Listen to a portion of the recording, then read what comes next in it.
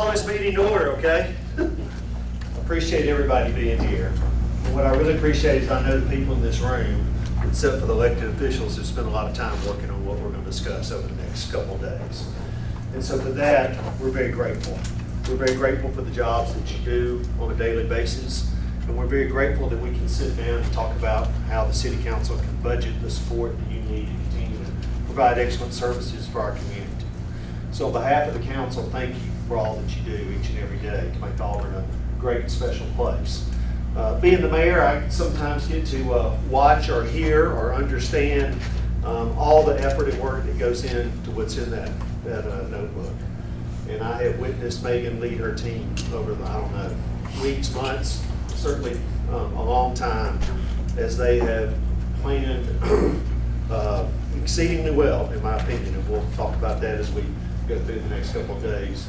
But they have tried to put together a great plan for us to consider. And for all the people that spent time on that, I really appreciate that. Auburn is recognized as having a strong financial backbone.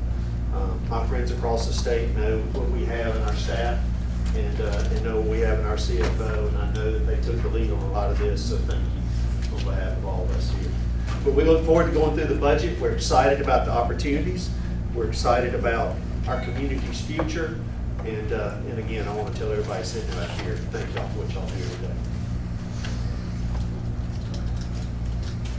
All right, good afternoon, everybody. We're ready to kick off the budget process. A couple of things before we get started. Housekeeping for the city council. I'm going to build in breaks, but if anybody needs a break before that, say your piece and we'll break. We are recording live, not live, but we're recording this on our website as we always do. We actually had a member of the media who was here and he decided to leave because he said he's just going to watch it later. He's totally fine. We'll get those ready to go tomorrow. I'll also send you links. The PowerPoint presentations you'll get directly. We'll also post those on the website. Everything about this process, you got your budgets Friday. That is by design to give you a chance just to thumb through. There's no intention on my part of getting it to you Friday and expecting a number of you have gone cover through it. I appreciate that. Expecting you to have had time to read it. We are not on the council agenda until September 3rd. That is absolutely by design to give you every opportunity to ask questions. You know, I've had already some questions. Some folks want more detail. The more I understand about what you're trying to get at or what you need, we're happy to provide that later. I will warn you, as we drill down further into the budget, we want more detail, we end up with thousands of accounts. If you need to see that, I can provide it, but it's just a matter of what is it you're trying to find or you want to get at. Happy to show that to you. There's nothing in here that I haven't reviewed and approved in the way the process works. So just kind of going over what we're going to do today. I'll give you a broad overview, and then Allison Edge is going to step in and give you the whole revenue picture. I want to talk to you a little bit about the super fund. I've already got some questions. You'll see later on that it looks like the general fund's starting to subsidize the super fund a good bit, and it is because remember we did that rate study presentation, and we have not come forward as a staff team to raise rates because I'm going to talk in a minute in my presentation about where our fund balance is. If that's something you guys are interested in as we move through the day and into Thursday, we can bring that back up late Thursday to talk about much further if that's where you want to go. But I don't want to be presumptuous in presenting a rate increase to you. That's the City Manager's Unemployment Act about anything. And so if it's something you guys want to investigate further, we are happy to take you there. That's part of what this process is for, is to show you what it looks like without doing that and making it as cost neutral as possible for our citizens. But then that service is not paying for itself, and a lot of it hasn't been for some time. So some of those things, we're going to touch on highlights of that. Happy to stop and answer questions at any time. This is for you to get information you need and for us to be here. You can see that the management team collectively and a lot of key staff members are in the room. They are here because they're interested in what your questions are, what the budget is, and a lot of them just saw aspects of this themselves in the last 24 to 36 hours if they're not at the department head level. So we're working through that. Then we've got Keith, Scott, and Will are going to present capital outlay, so mainly large purchases for departments and then our capital projects for each of their business units. I'll remind you, we have 3 executive directors public services, development services, and public safety services, and all the departments under those business units report to these executive directors, who then report to me. There is one administrative services business unit, which is human resources, finance, information technology, economic development, judicial kind of reports on the side to me, because the judge kind of works for you, and the office of the city manager. All are directly under me in City Hall, so you'll see some aspects of that permeating through. And then today we're just going to bump the economic development and judicial presentations in. We don't traditionally present IT, finance, human resources, or office of city manager, because we're very much staff departments serving the greater good, but we can present anything that is needed on Thursday should you have questions. So in my broad overview, what's in your binder? There's a lot of information in your binder. One of the things I wanted to draw attention to in your binder was the outside agency requests. You have a separate work session on that. The one quick caveat that's not on that sheet of paper is a number of people have sent either to the mayor or myself some capital requests, as in they want the city council to help fund bricks and mortar projects for their specific agency or cause. And that is a pretty rare circumstance, and so we need to have some further discussions about that. You will be getting, before we roll into that process and in enough time to review that meeting, a full package. Mayor Pro Tem Witten has been asking for a little more information. We're going to give you everything that these groups give to us, minus some things with financials. The reason that we can is some of those financials are wrapped up into a bigger group's financials, and it's a little bit complicated. And so we'll walk you through that, but that information will be available. So this part of outside agency funding, and I have a later slide on this, is they're just level funded where they were. Any new requests have not been moved into the budget. And you guys will have a separate conversation about that again on August 22nd, where you can take a deeper dive and get focused on that. You did so last biennium, and I thought it was a very effective process and conversation that the council had about where they wanted to go with this. Traditionally, we funded outside agencies as folks that are providing services that the city should otherwise be providing, is how that's been looked at. And the bricks and mortar thing, as I've gone back and checked with previous city managers and longtime staff members, has been very limited over the years, and it's pretty complicated, because I'll also admit that a number of the agencies that are asking are building bricks and mortar things in an adjacent city, and not even in our city limits. So that's an interesting dynamic that I need a lot of input from the governing body on the elected officials to determine which way you want to go. So as we go through in this process, you saw in a calendar in your binders that we started way back in April. The department heads started sooner than that, formulating kind of where they're going, and somebody like our engineering services director, Allison Fraser, is working on that year round, because so many capital projects fall under her umbrella. So they work, there's a lot of formulation that's gone on. There was a lot of meetings in early June. Every department sits down and runs through the entirety of their budget, their changes, their requests, their you name it, and they don't survive that meeting very easily. They'll tell you that. Sometimes some hard questions come, sometimes they don't. Depends on what they've proposed. And there's things that are automatically proposed for them. Their overall cost of personal services, raises are already calculated into the budget. I'll explain a little bit more about that in a minute. So they don't get to control what goes into certain aspects of it, because people have longevity here, they're due certain benefits and so on. That's automatically calculated by our human resources department in connection with our finance department. So we'll get into that a little bit more later. I can say that my management team, bar none, doesn't over ask for things. That's never been our culture here. If they don't feel that it's necessary, they do not ask for it. The other thing is the group of people that sit in this room don't spend budgeted funds just because they have them. And our philosophy here is we never know what the economy is going to do. And so everybody also knows at any point in a fiscal year, I could say to them, hey, time out. We need to really watch spending right now. Something's going on in the stock market, or we're getting uncomfortable. Just because we budgeted never means that we're absolutely positively going to spend it. Just like a capital project, it bids and it comes before you. And even if you agree to it in the budget, you could unilaterally change your mind upon the bidding process and say, we don't want to proceed with this. So there's a lot of flexibility built in for different changes. And that is why this is a fiscally sound city. And I love, sometimes people say in the month of September, we're at the end of the budget year, it's a massive spend down. People do save some money toward the end of the year to see if they can afford that one new computer that they could do this year or next year or some other things, but they don't have a spend-a-palooza on whatever because they have money left in their budget. I would rather department heads return some money back to the general fund, and we'll talk about that in ending balance in a minute too. So they do that, and they do that very well. I also don't believe in universal cuts or universal increases. When I say that, you can increase 5% or you can decrease or whatever. We don't do that. We look at what each department needs for it to make its best operation, and we go from there. As I said before, we've got another workshop on Thursday where we're going to do a bunch of departments. We may talk about rates or any other major questions you have. I've already had 2 council members send me a number of questions that they have. Some of the things we say today may answer those, but we're going to answer those anyway tomorrow. As we were prepping today, I wanted to go ahead and some of those questions they may have a better lens on after they hear the presentation, but I'll share those with the entire council, every bit of questions that we get.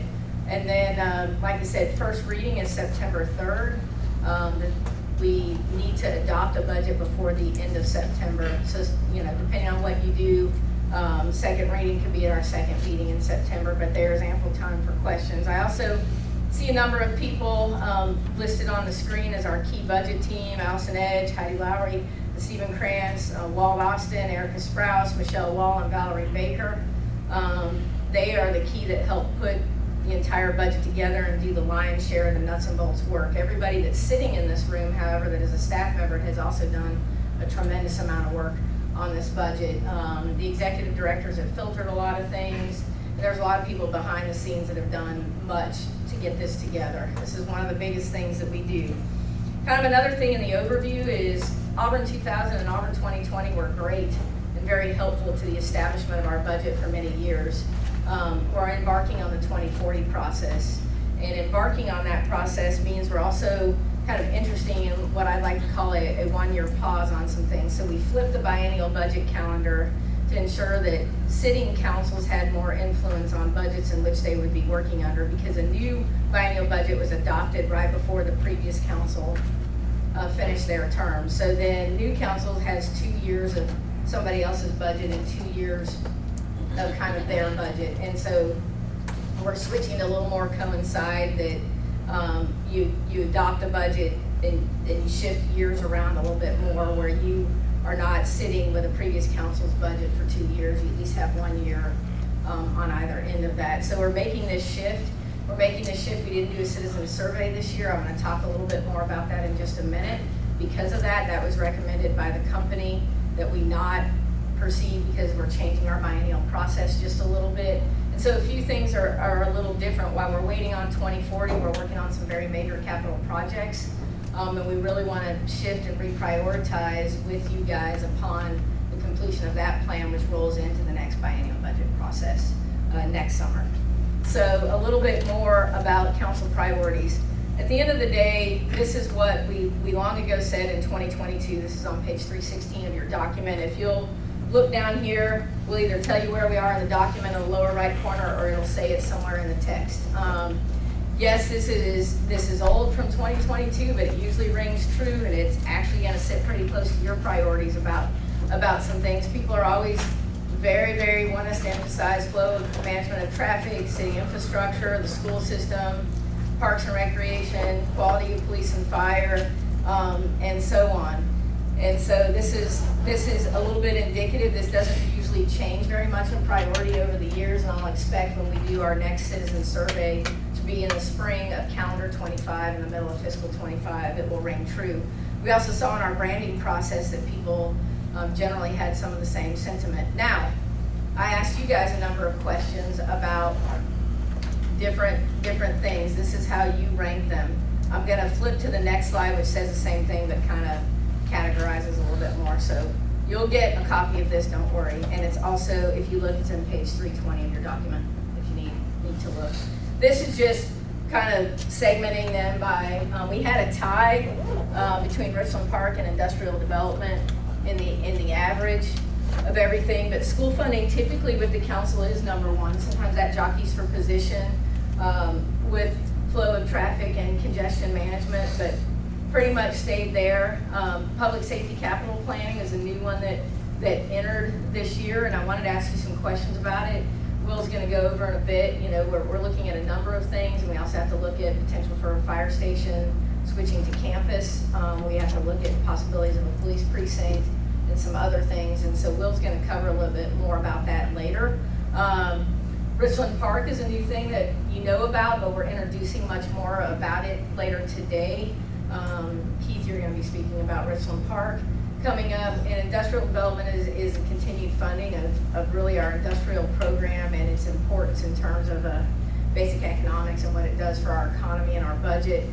And then at kind of the next tranche of things is commercial development ranked in there, and then street resurfacing and maintenance, Dean Road Rec Center, Outer Loop, and so on. The reason I put the public park property in underserved areas is as you looked at Ward 3 and kind of what we did with Pearson Park, and you start looking at newer areas of the city, we are also getting short on property, and I kind of wanted to see where that stood. Some of you made some very good comments about some of these, and we're going to roll into that in just a minute.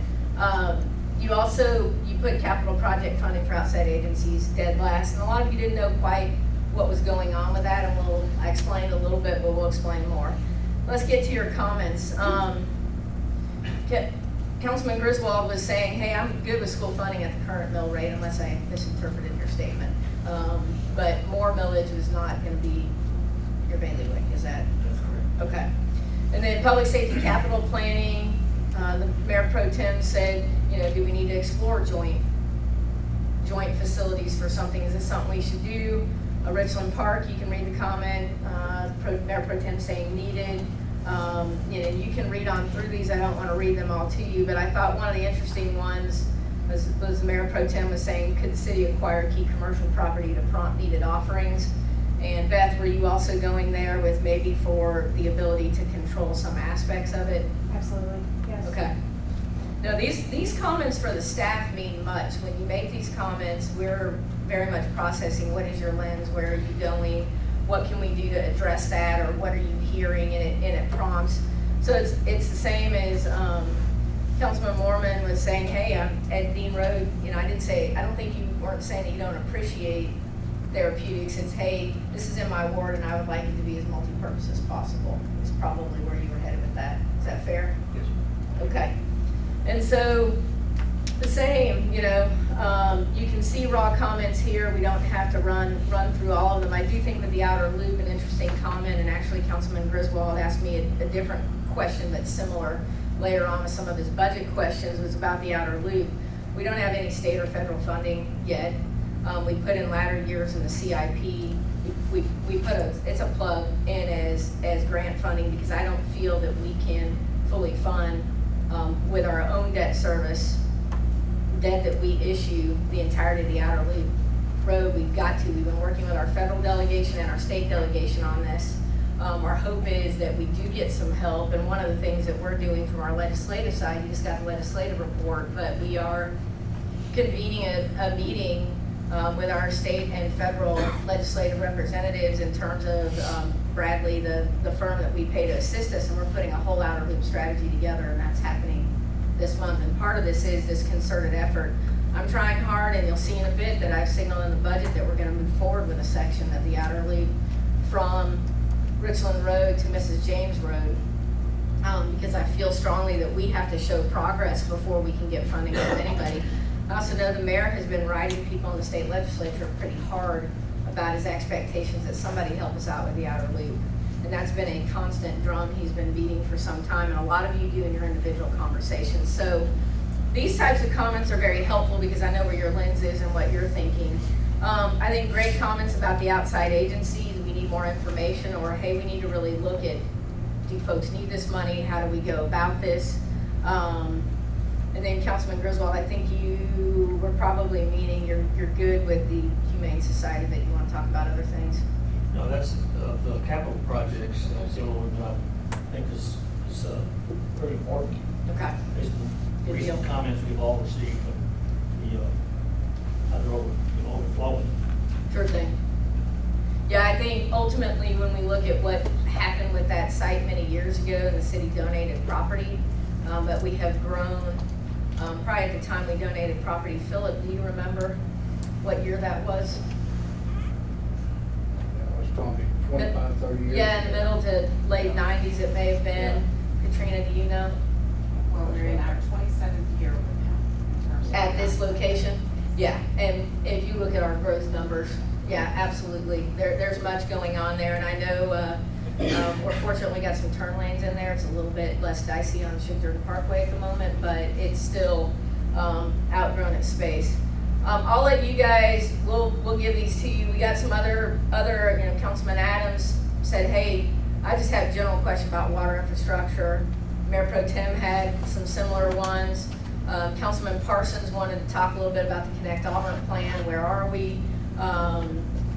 Councilman Griswold continues to ask about our search engine. We'll talk about that a little bit later.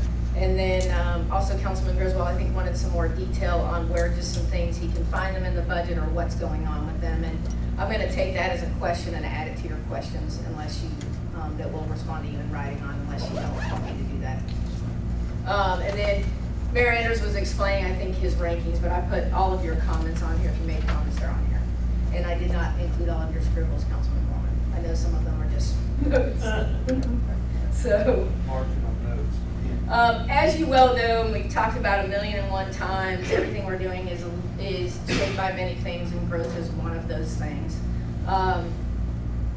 You know where we are at 82,025 people, and we say if you're just doing straight math and nothing statistical, according to census estimates, we're growing at about 5.5 people a day. And the mayor can joke a little bit sometimes and say, well, it was 5.5 to 6, now it's 5 to 5.5, a little bit measured. You heard our planning director talk way back in November about the availability. We say lots, but it's really housing units that can be built in planned development districts, 7,200 plus. This is not intended to be a snapshot of Ward 3. However, the vast majority, there's another one that goes in tandem with this that does show the rest of town, but you can see the volume of building that is going on in this vicinity. And you can see how our city limits has changed since 1980, and that's about the time that we embraced officially the mayor council form of government. And our city limits have grown tremendously, our acreage has, and we're quite busy. You can see in the fiscal years, these kind of run on reports that the planning staff does, and that's why we have to complete a fiscal year before we can give you data. It comes straight from Comp Plan 2030 style data. 767 acres were annexed during fiscal 22-23, 1,100 lots created, nearly 1,000 homes permitted, and 178 commercial units permitted. And then you can see in this vicinity, I'm showing on the map, we've had a massive population increase, and that we expect that to continue. So back to services and needs in the area, just reminding everybody that we got a lot going on, and that this one is just showing 4,300 lots remaining just in that area, but there's plenty of other areas of town and other PDDs that are not shown on here. Maybe I Yes, want to ma'am. ask a question on that. I know every time I go to Washington and they have 2 different classes, I either text you or run and ask, are we considered a small city or a large city? And there's no in between when you're taking those classes. Yes, ma'am, it depends on what number they divide, what they call small city, and I don't know what that is. Some people consider 50,000 and under small, but compared to Birmingham or Huntsville, I don't feel that we're a large city. We're not even over 100,000 yet now. If you look at, and Justice is going to correct me if I'm wrong, if you look at the comprehensive plan projections, the interactive growth model, we're probably in the 92-ish thousand range by 2030. Is that right, Justice? Yes, correct. And then about 102,000, 103,000-ish by 2040 is what we're projecting for our population. And so, and the 100,000 range could happen sooner. We don't know. Depends on how fast these lots build.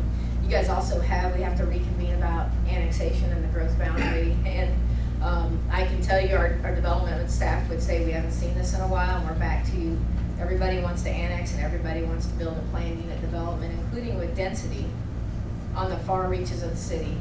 And we're seeing this again, another cycle of it. So much going on in that realm, and some of that's gonna be hitting your agenda differently and is outside the budget.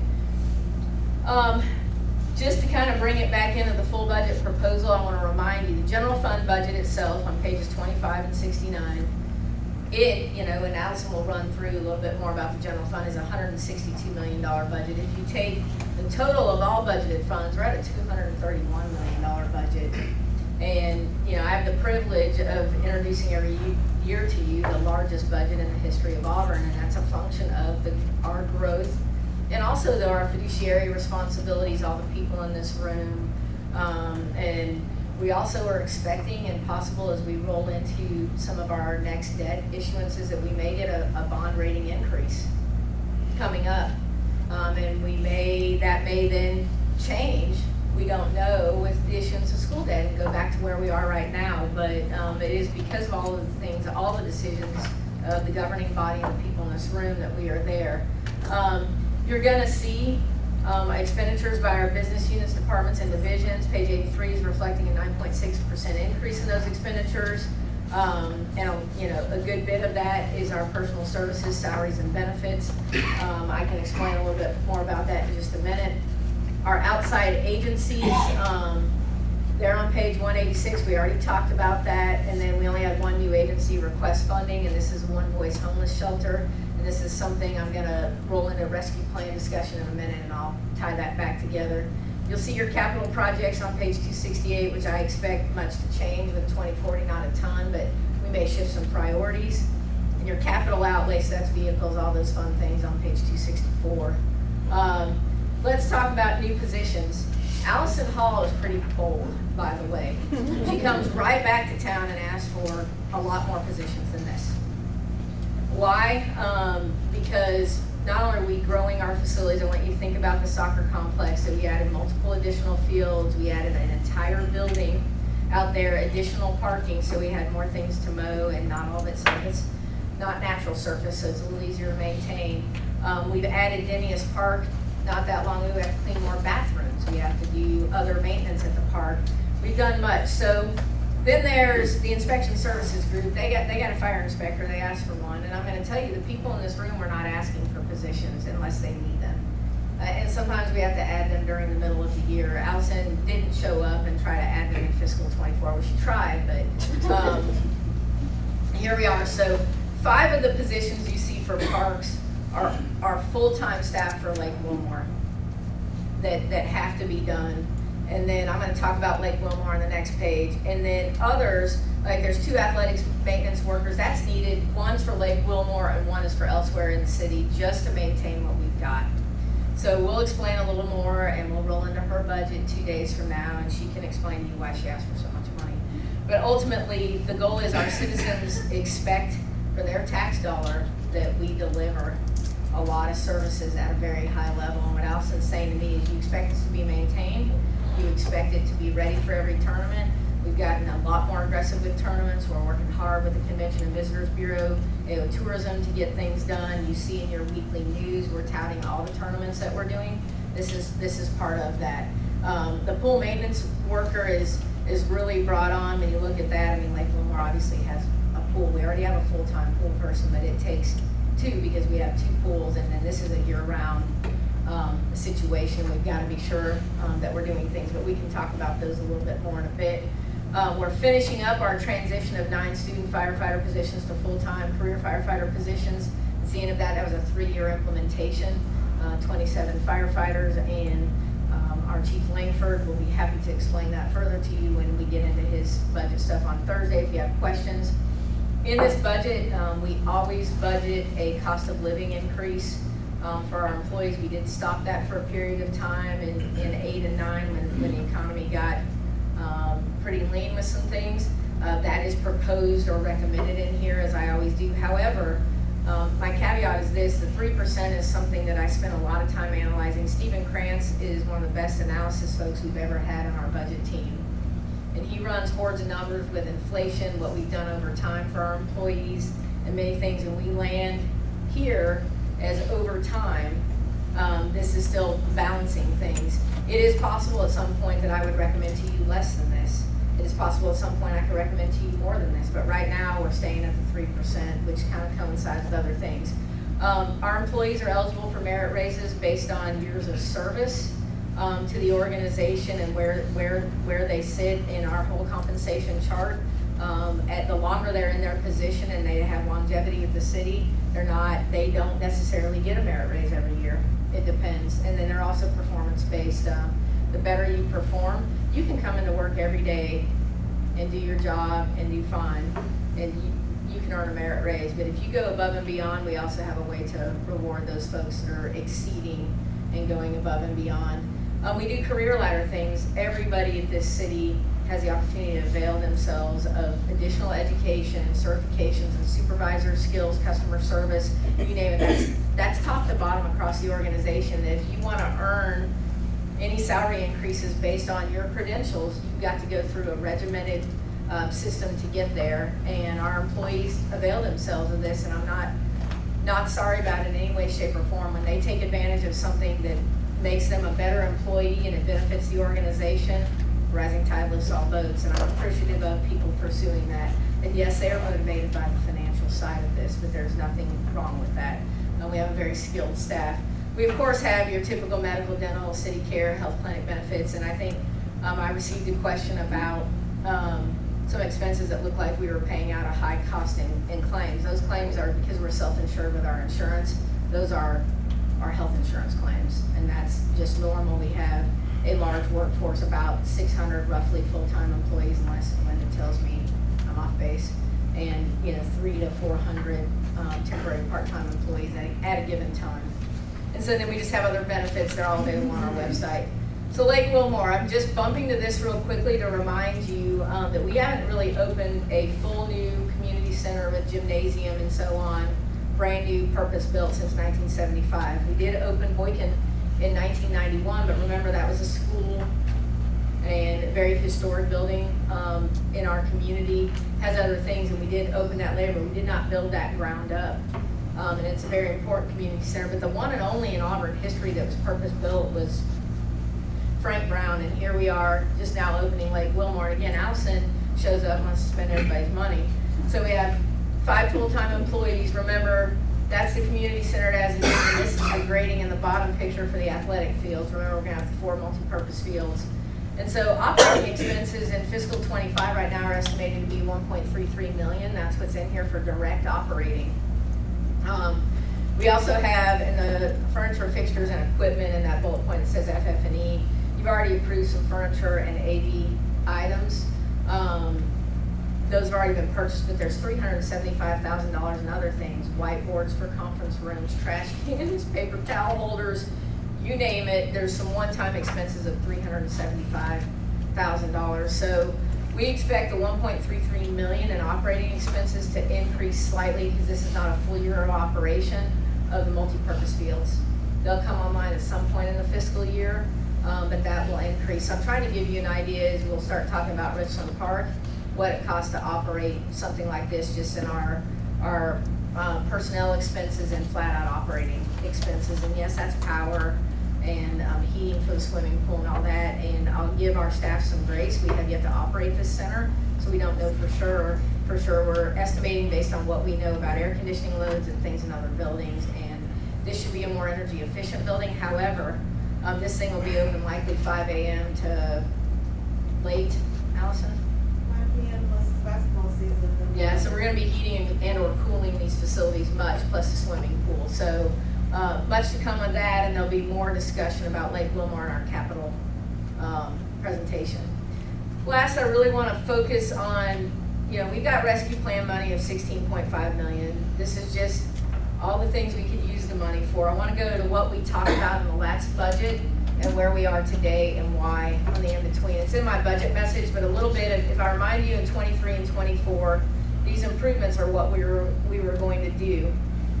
What happened is we have a deadline that we have to encumber all uses of the rescue plan money by the end of calendar 24.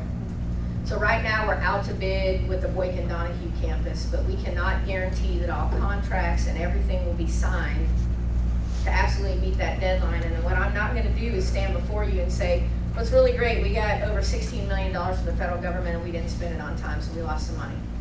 Not doing that, that's the City Manager Unemployment Act as well. And so this is where our original budgeted costs were. And nobody needs to freak out that we have cut any projects, because we have not. We paid East Alabama Health out of the gate. That was some of the first money that we spent. That's done. We did the Martin Luther King Drive water main improvements. That came in slightly under budget, so we had some extra money. We've done the Boykin and the Frank Brown air conditioning, but we had to split Dean Road out. That's gonna reappear in just a minute. And the Boykin corridor HVAC, that actually increased and is going on right now, Stephen, correct?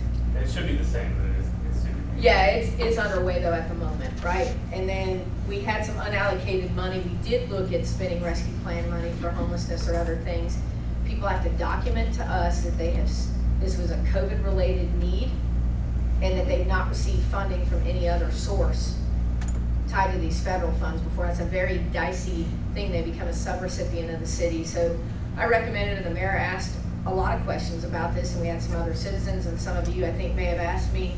The goal was I would rather propose to you to give general fund, because we're not then having to meet a federal standard that we're now responsible for if the outside agency doesn't meet. With the general fund, we have parameters by state law, but as long as you follow our own rules, it's a little bit cleaner and easier, which is why One Voice specifically requested outside agency funding, and we didn't go here. So how did we redistribute? So remember timing with Boykin. Timing with Boykin meant that we shifted funds around and took 10 million of the 16 million and we just stuck it in the general fund, and it actually shows up in a number of charts, and I'll show you where it is in a minute. It's something we're receiving in fiscal 24. We still gave the money to East Alabama Health. We've shifted because we've had some savings with the water line, and we've had to split a few things around. We shifted LED lighting for city athletic facilities. It's very eligible, and it's an eligible census tracts. This is money we were gonna spend anyway. We still did the water line, we still did the HVAC. We have more going on at Dean Road because we knew we were going to be doing the roof, but the roof is now eligible. It was general fund and now it's rescue plan. And then Sanford tennis courts, we can also resurface them, and then you can see Boykin was still on there. So this chart is in there, but it's showing you, in essence, Boykin is still out to bid. We're still funding it. There's no change to Boykin because of this. We just shifted use of funds. We rolled 10 million into the general fund that can go right back out toward Boykin, correct me if I'm wrong, or anything else. Just took it into the general fund to use, but this is just a little chart kind of showing what happened, and the numbers don't quite balance due to rounding, because Stephen, in his accounting self could make a balance, but that's all right. He's still employed. And so that's kind of what happened. We can talk about rescue plan at any time, but I felt it important that we tell you exactly why the shift was made. And the number one reason is I need to make sure that that money is encumbered by the end of this calendar year to meet all parameters, to draw down 100%.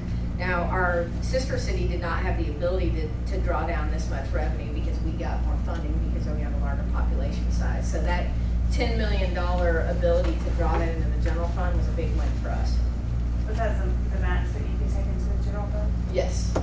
So, and that was a ruling that came after we knew how much money we were getting. Initially, we didn't know that we were gonna be able to do full bore revenue replacement to the $10 million. It was a percentage initially. It was like a standard deduction. Yeah. You could take 10 million, or you could try to calculate what your revenue loss was. We just went for the 10 million because then, and also just from a regulatory standpoint, Al Davis can tell you how hard it is to deal with federal regs, and public safety does it a lot too, and a lot of other departments is.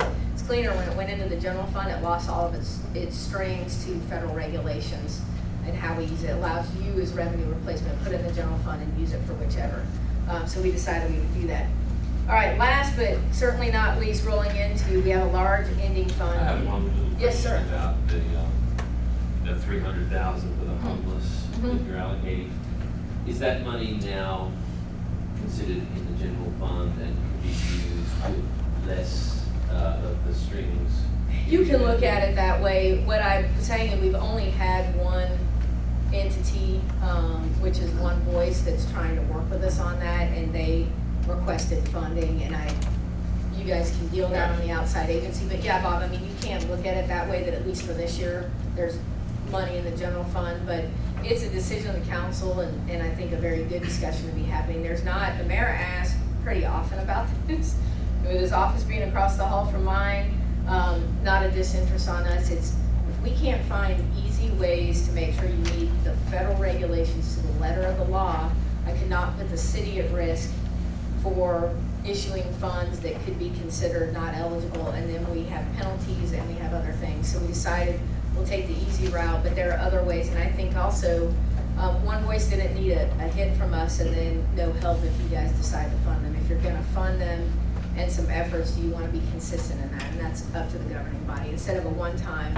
hit, are you gonna constantly fund them as a needed entity in the area? And that's a discussion we needed to have. I felt there's interest among the council to discuss it, so. Bob, that was gonna be a heavy lift for them administratively, that Yes. I don't think, they didn't seem really excited about, so they don't mind this other avenue, but consideration to the general. Thank you. And you've had a lot of conversations with them about this and kind of kept them apprised. And so, you will see nationwide, and this city's just not gonna be one of them. A lot of people, they did early on, they spent some money in ways that they've now decided, and actually my own team came to me and said on multiple occasions, we need to change horses. They've made a new interpretation, and they keep doing it. And so we've made sure we're absolutely safe and unflappable in this process. We don't take that responsibility lightly. So, all right, so our ending fund balance is $74.4 million. You know, you'll see that it's in your budget document, this particular chart on page 24. It's a lot of money. It's not necessarily in this one. There's some other ending balance charts. You can give me a page number. Heidi, you're looking at right here. What's this one? Is it 74.4 million? It's on page 25 because parts of this are split. What I want to point out is 74.4 million doesn't mean that we're sitting on a pile of 74.4 million in cash. And where does that come from?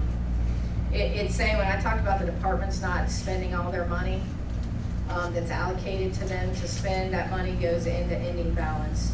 When we don't get capital projects done, or they come in under, because some of them do, it goes into there. When you look at the CIP, you'll see in later years, you know, we have a goal. This ending balance, we're supposed to be at 25%.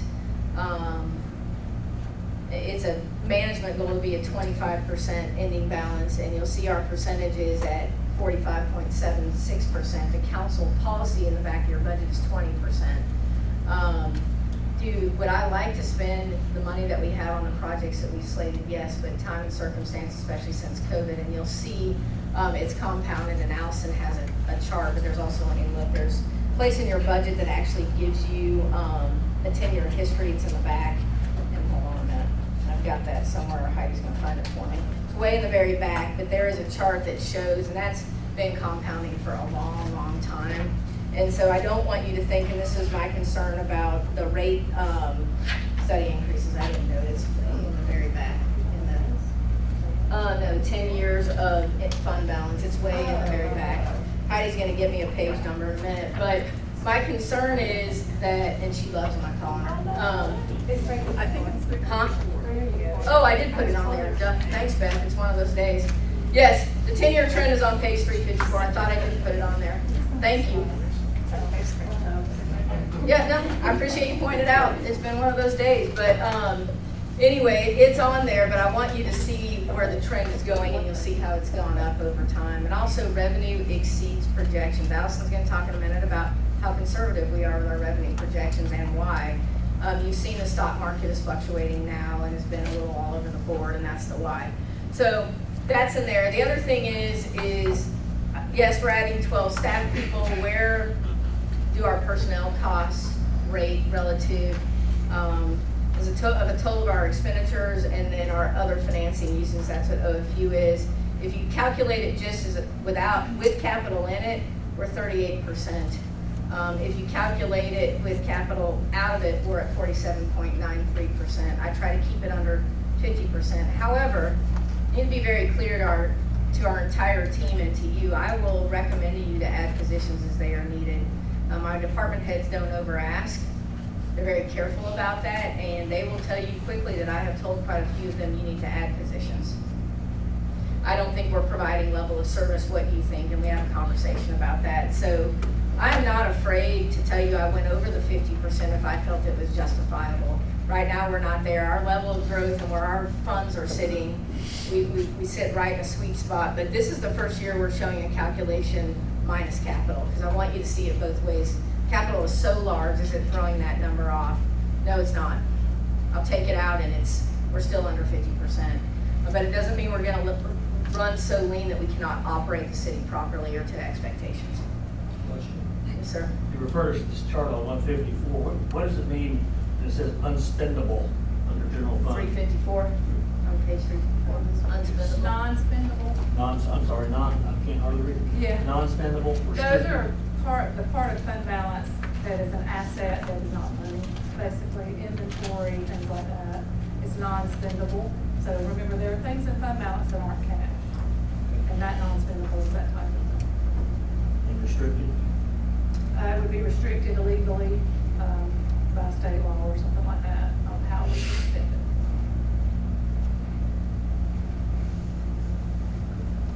Thank you. Like that, $4,507. No, that's a permanent reserve at the council, and I believe the permanent reserve is in assigned fund balance. Yeah, so the permanent reserve, those fund balance classifications, in order for it to be considered restricted, there are certain requirements on how it was adopted. It was adopted and it's very general, it's for downturns or weather or things like that, uncertain circumstances, so it was not specific enough when it was adopted by the council originally to be restricted or committed. So it does sit in our assigned, or even if it's in an unassigned fund balance, but it is still there as the permanent reserve and was adopted by council that way. Any questions? Anybody else have questions on this? Okay. It's the end of my piece. Anybody need a quick break? Allison's gonna talk about revenue. You ready to go? Good. Do you need this flow on or you need it? Okay.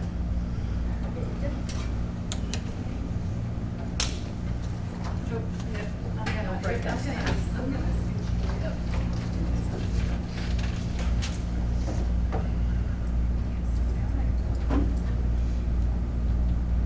So I'm going to talk mainly about revenues and debt, but I do want to follow along a little bit with that summary that Megan just had on the screen. So she mentioned how over time we basically our issue with being able to spend as fast as we need to spend has compounded, and we see that in that level of our fund balance, net ending fund balance percentage. And if you remember in 23, at the end of 23, I sent an email to Megan that I believe she shared with you that talked about while we ended 23 with this huge $94 million fund balance with the permanent reserve, there was still a lot of that was going to carry forward. We had, part of the reason for that was revenue was $5.5 million more than we budgeted. We had a lot of vacancies in police. We had capital projects that we didn't see. We had a lot of things that were already encumbered. And at the end of the fiscal year, those encumbrances basically disappear. They're reopened in the new year, but you don't see them here. And so there's a lot of reasons why it was so high. So I don't want anybody to think that when we end the year that way, that we have $94 million to spend on whatever we want, because that's not the case. There's a lot of things that are already committed there. And so for 24, we are expecting net ending fund balance to still be relatively high based on our 25% target. It's still 56%. But we're in August. We already know how this year is going to end up. I mean, if it changes much, it won't be by much, because we only have a couple of years left, a couple of months left. And then the budget for 25, we're bringing it down a little bit more. Being realistic in what we can physically accomplish, trying our best to do that. So just wanted to remind you of that. And again, fund balance is not cash. It's not just cash. There are some other things in that that are included in our fund balance.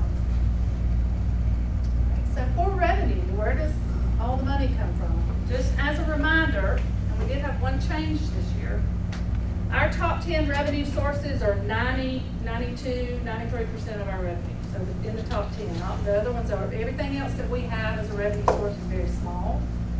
And our top 5 are actually about 80, 82% of our revenue. So the top 5 are super important to how we are going to fund the services in a project. Sales and use, occupation license, business license, ad valorem, still the top 4. But you can see simplified seller's use tax has jumped to the 5th spot based on our 24 collections and our 2025 budget. Public safety charges, our contract with Auburn University for public safety charges was number 5 and it has been pushed to number 6. And that's a contractual amount. So outside of that contract, you won't see it grow or be volatile the way these other ones are. Can you describe what simplified sellers? Yes, so this is the state tax on online sales. So it's like a sales tax, but it is not a sales tax. It is a state shared tax that is 8% on any kind of company that is selling online that doesn't have nexus in the state. And so if they don't have a physical location, and then sometimes we think the state lets some participate that maybe shouldn't participate, completely out of our hands. But that's what it is, and it is 8%. It is something that is set by the state. It cannot be changed unless it goes through the legislature. It has been tried a couple of times for there to be changes made, and that has not happened yet. So that's where we are right now. Allison, could I add something to that real quick, because Sure. I think it's important. So out of that 8%, the state keeps 4, which is half of it, and they take 2.7% and they distribute it to municipalities based on our population. Based on the last census. Yeah, based on that. So we saw a jump because of our large increase in the census when we jumped to the 7th largest city, but these population estimates don't help us right now. Meaning, be nice if they did, but the state won't hit the reset button until we get to the 2030 census. So about 2032 is probably when we see that again, at the moment. And we'll talk about it individually since it is in the top 5 now. So, sales and use tax has traditionally been around 50% of our general fund budget. And that is huge, given that it's so volatile. You never know what is going to go on with sales tax. As Councilperson Griswold said, we don't want to do any more millage, right? No more millage. And so this is our primary source, and it is the one that you can control. So it's very important. So just a reminder, it's 9. And it was, in fiscal '24, it will be 45.5% of the general fund revenue and 46.2%. So obviously, we spent a lot of time on how we think this is going to work out for the next budget year. So moving past COVID, we're trying to figure out the best way to project sales tax because COVID, that 1 year and then the years after it have really messed up what that trajectory usually looks like. So we look at the past 3 years to see, so you can see how high it is. Over the past 3 years, it has increased by 11.9%. And so that's 21, 22, 23. That's a big jump, and you can see when it happens in 21. This is the COVID year, very flat. We didn't really lose. It was teeny tiny, slightly less, relatively flat, and then we jumped as we started seeing behavior changes and inflation and all the things that came after that.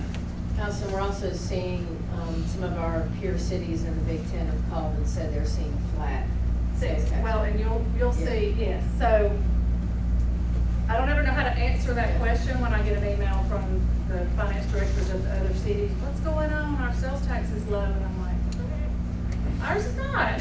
It's just not happening. I don't know what to say and explain it. It's just a different place here.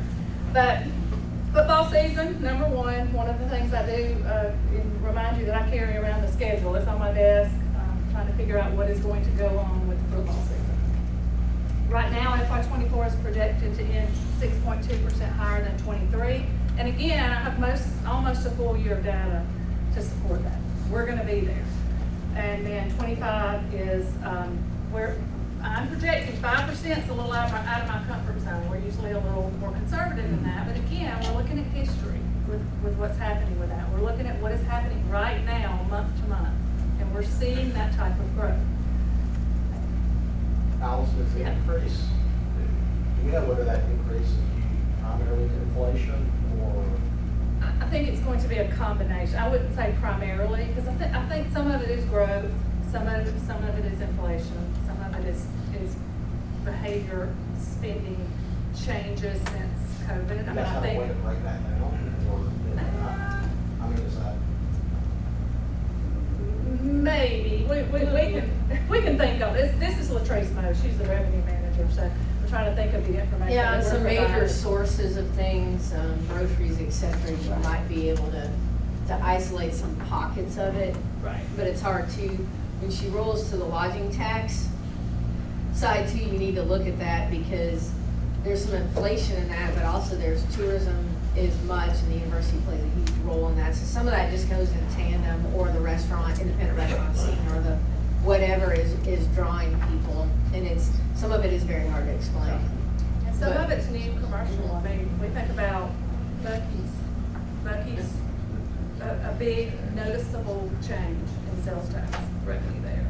So kind of a lot of different things going on. We definitely do, during COVID, we looked at it by business, like the sector of the business, to try to see who was up and down when things were closed, so we could do something similar with that. Just a reminder of our cycles, that, we usually see football season be high. We see the Christmas shopping season be high. The winter and spring has changed a little bit over the last few years, with basketball being a lot more popular than it has been. And then June through August are typically our lowest months, but we're not even seeing that now. This year, February was actually our lowest month. And so there's just a lot of variation with what happens with this. And this is something that you get in the monthly financials. Okay, so projecting for fiscal 25, so this football season, if you looked at the schedule, it's very interesting. So we have a game in August. So that's going to affect our August sales tax. We have our 4 games in a row in September. Okay? And so all of that will be in 24. So those are things we had to consider for these last few months of the year. We don't have any games in October at home, none. And so that's a big change from what we have seen in the past. And then we have we do have some home games in November. So just considering that schedule and how that kind of falls out with our sales tax collections. And also who we're playing, SEC games, that kind of thing. And then we're also thinking about, what's going on with interest rates and what's going on with inflation. And, I do hear that primarily in the kind of middle income sector, we're seeing a slowdown in what they're spending. We're seeing people's credit card usage going way up. There are things like that are indicating that we may see some changes, and obviously what we're seeing in the stock market right now could be an indicator of what might be to come. Thinking all that commercial developments like Buc-ee's, looking at how things are changing as we add these tax generators. And then again, 24 is That's also 25 Buc-ee's is 5%. ringing true as new revenue. Absolutely, Yeah, it's New very revenue. obvious. We put very conservative figures in there, but the vast majority of that revenue is new to us and not cannibalizing other things. People just weren't stopping. And generally, our high sales tax remitters are big box, grocery store, Sam's, Walmart, that kind of thing. Buc-ee's is right in there. Well, that is my Okay. Well, you go in and you come back out. and It's like you go $90. there to get gas and $120 later you come out. And you have home decor and you have cars. It's very interesting. Any questions about that? Sales tax? Occupation license fee is our second largest source. It was 12.9% of general fund revenue. It will be this year, and about 13.1 fiscal 25 is what is projected. It has increased an average of 8.8% for the past 3 years. And just as a reminder, this is 1% fee on gross wages of all individuals working in the city. The size of this revenue source is very important for us. It's 14 and a half, 15, whatever it is now. It's very, very important for us. And it also helps, offset the fact that we have a lot of people that come into the city to work. Okay? We don't collect tax from somebody that doesn't live here. So they're here 5 days a week or more, they are using our services, they are driving on our roads. That's this is a revenue source that captures some of that. When you have somebody as large as Auburn University as an employer, or you have an industrial park like we have, and you have so many people that are coming from out of town, this revenue source helps us do the things we need to do when we are not having tax revenue from those people. And historically, university leadership has been very supportive of this. We've even been to them in the last several years about this, understanding this helps with schools and everything else that we do. Also for their people that do live in Auburn, that it makes a difference in the quality of life and the level of services and partnership we can provide. So they've generally been supportive, especially with current administrations, about where this is going. Maybe, do we still believe that the number is around 30% of our manufacturing jobs are Auburn citizens? Yeah, it runs in the 30% range, unless Philip corrects us on that. Correct. And so, 70% of the people working in our manufacturing facilities generally live in a 5-county area. Ironically, Kevin Howard and I were meeting with a commercial development broker last week, and she used to work for Colonial Properties when they owned the mall, and she said, "You guys used to charge me that 1% tax." And I said, "Yes, we did, because Colonial had a full operation in the city, and when you would come and work 3 days or 4 days out of every month, you had to pay it." And she said, "You're gonna charge me for today?" And I said, "You just made it to dinner, so no." I'm not. She works as a broker for herself, but I want to remind you that there's a lot of companies that have repair people that come into town. There's different ways through our building permits process where this is in essence collected in different ways and what we do things. All of those things do get taxed. They get through either their business license side, their building permit side, or directly this side. It's a combination thereof.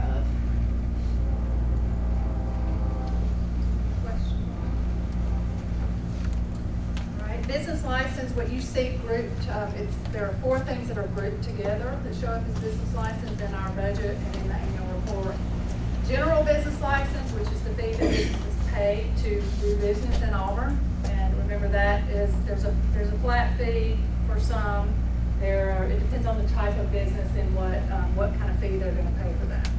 It is also a lot based on gross receipts. So we see this revenue source during the COVID year, it was the next year where we saw business license much lower. So during 2020, when they were not doing much, 2021's business license was a lot lower. So it's always a year lag in what we see there. Residential rental, which is the license fee for those that are renting property. And then commercial rental, very small, very, very small revenue source, but also included there. And then contractors' licenses, which is an additional license fee that contractors pay during the permitting process, okay, on their total contract amount. So that kind of goes up and down the way construction permits do. Those are grouped together. This is the 3rd largest source, 11.2% of general fund revenue in '24 is the expectation, and then 11.3 in fiscal '25 is the projection. It has increased an average of 6.9% over the past 3 years, and that makes sense given the growth in sales tax and what our commercial businesses have been doing over the past few years.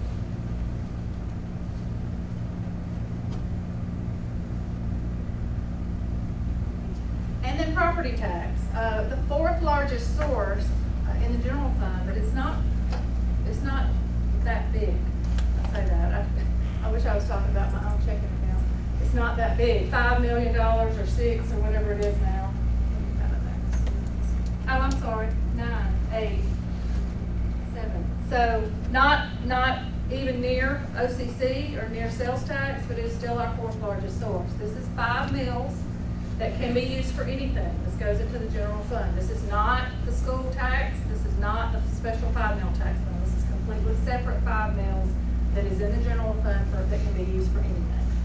So some of the things we consider, like right now for this year, we're considering what the state legislature just passed in capping the growth in assessed value. That makes a difference. So generally, this is our most stable revenue source, but when things like that are put into place, it's not quite as stable as it could be, because in Auburn, these things, our assessed value grows. So that revenue source could potentially be a little limited during that time period. So we'll pay definitely a lot of attention to that. It has increased an average of 8.7% for the past 3 years. Our assessed value has increased over the past 10 years, on average, 8% per year. And so when we start capping it, then we're gonna see that eventually. And FY '24 is expected to be 7.2% higher than '23's actual, and then in FY '25, we expect 4.6. And so a lot of these '25 projections are looking at historical averages and then taking about half of that because things just change so much or change over this time period.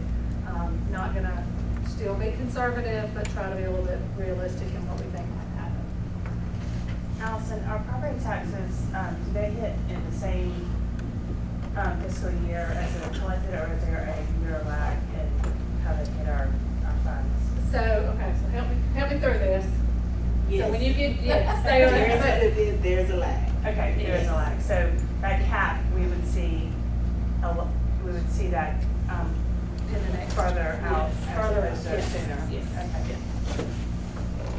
So when you get your tax bill in October, whenever you get it, it's for the last calendar year. Okay. Yeah.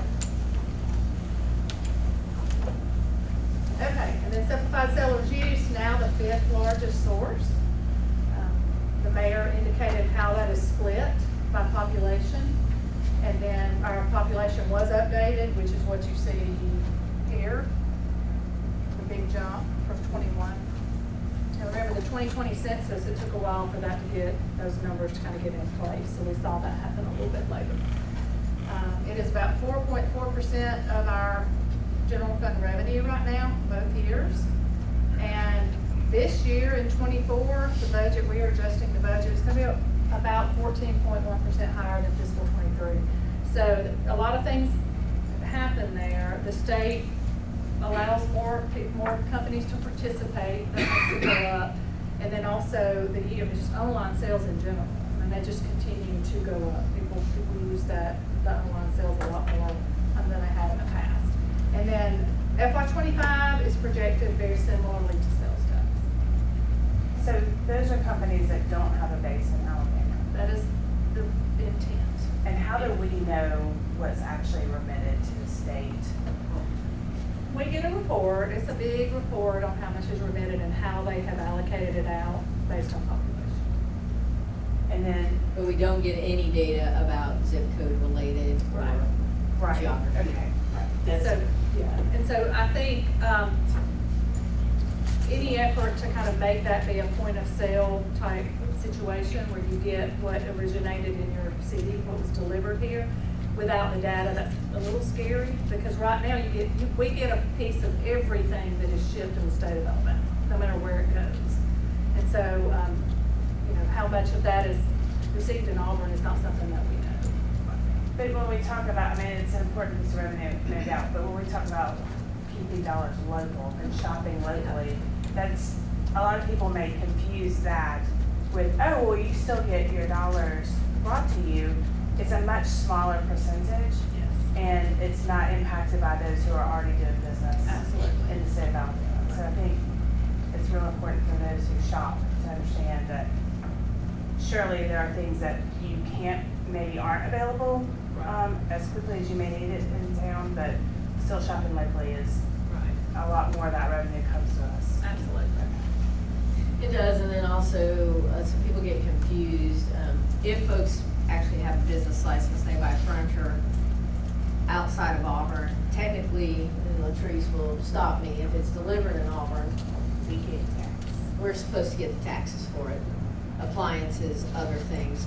The big companies tend to be somewhat of remitters sometimes. We have to argue with that, but sometimes you're smaller mom and pop, it depends if we know about it. They're on the platform. If it's online, they're on a platform, and that platform allows them to pay the smaller percentage, at 8%, and they'll go ahead and. No, but in general for sales But tax. in general for sales tax, we won't. And the percentage that we receive from this, those dollars go strictly to the general fund? And we get the question a lot about whether that's included with what we remit to the schools. No, this is not a sales tax, it is a state shared tax. It is not a sales tax, and our 1.25 pennies is it's written strictly as a sales tax. Right, well, that makes sense because it's a much smaller percentage and it's not local dollars.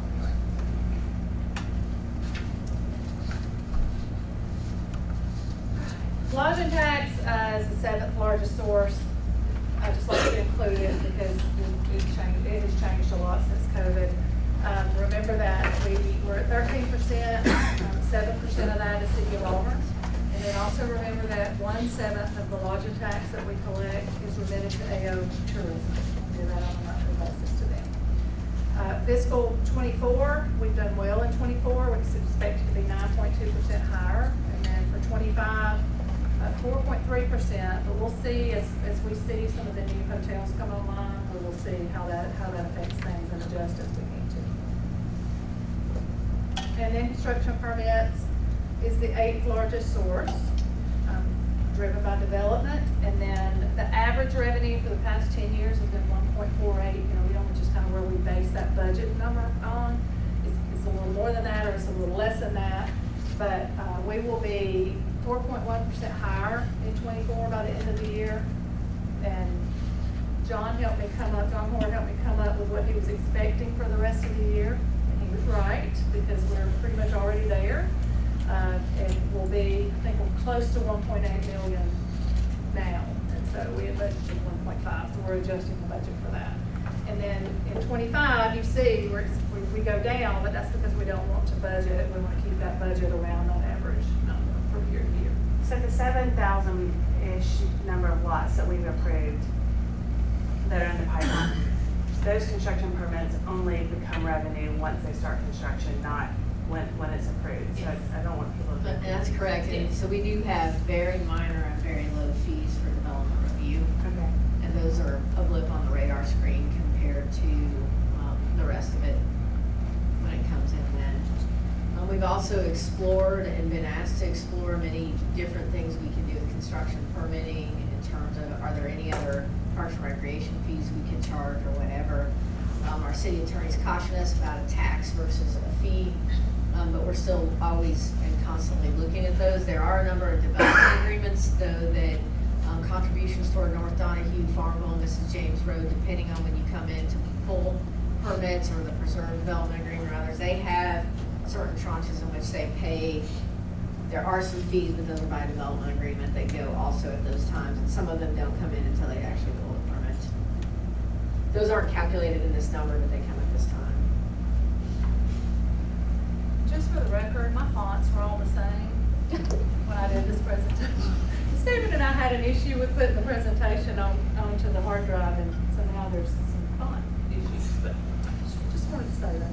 She wants the staff in the back of the room to not be talking about her. Well, that's right. They're probably going, what's she doing? Big bullets and different fonts and little bullets, yeah. Spent a long time on that. Okay, so total revenue, just wanted you to see over the past 3 years, our total revenue has increased 11.7%, 7% over the past 10 years. So that's pretty good. And then projected for FY24 in total to be 3.9% higher than fiscal '23. And again, that is mostly things we already know and have already collected. And then FY25 is 3.4% in total over projected FY24. This is the time period where we see that big spike, and where that average increase is what we have seen, 11.7%. This is the time period when other cities are saying they're kind of flat or not growing by about 2 or 3%. We have not seen that. All right, any questions on that before I give you? Yeah, the pie charts in here on page 75, they don't have the same categories of things that you just went through. So I'm curious, what's on the ends of those? So it's the one where locally levied taxes? Yeah, so locally levied is gonna be anything that you have, as a council, have adopted as a local tax, sales tax, that kind of thing. And then licenses and permits, OCC, they're categorized by. That Yes, it additional does. fees. Licenses and permits, yes. Yes, licenses. It pays the Yes. license fee. Okay. Anything else on that, Bill? Well, I guess not. I was just trying to match up categories to what you just told us. Yeah, that, so licenses and Not on that. permits is gonna have business license fees, occupational license, that kind of thing. Locally levied is sales tax and,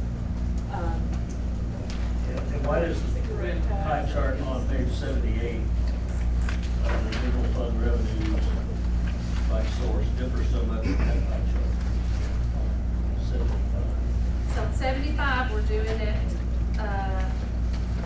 So, financing sources, and this is summary revenue by source. yeah, it's showing you the main revenue sources individually as opposed to being grouped together. We provide several different presentations of it so that you can see those individually. And this has got occupational license fee. Everything is separate, right? Do we anticipate any additional legislative acts that may impact our revenue sources in the coming year? Great That's a question. great question. Wow, get your crystal ball out. Our expectation right now is Never we will know. see, SSU two will be back up, but who knows what direction that would go to. I don't even know OCC when. happened, Yeah. they did make some changes to OCC, you can't do any new OCC, you can't increase it, anything like that, so we're good there, there's nothing you could change about that right now. Sales tax, or sales tax, business license, things like that, we hear a lot about, wanting to centralize one business license for the state, so that makes it easy for our businesses. I mean, that would take a lot of, I guess, control away from us and that kind of thing. Anything else, Trace, that you are aware of? Maybe a few liquor things Yeah. on the horizon. Grocery, is that, I think they were looking at grocery as a, They did that at the state level. Yeah. Yeah, they've done that at the state level, and then, as the legislative report pointed out, there's always some small taxes, agricultural fencing, whatever, where the state is waiving, we have the option to, traditionally over the years, and I anticipate you guys will choose to discuss this in a committee of the whole based on some feedback I've received coming up.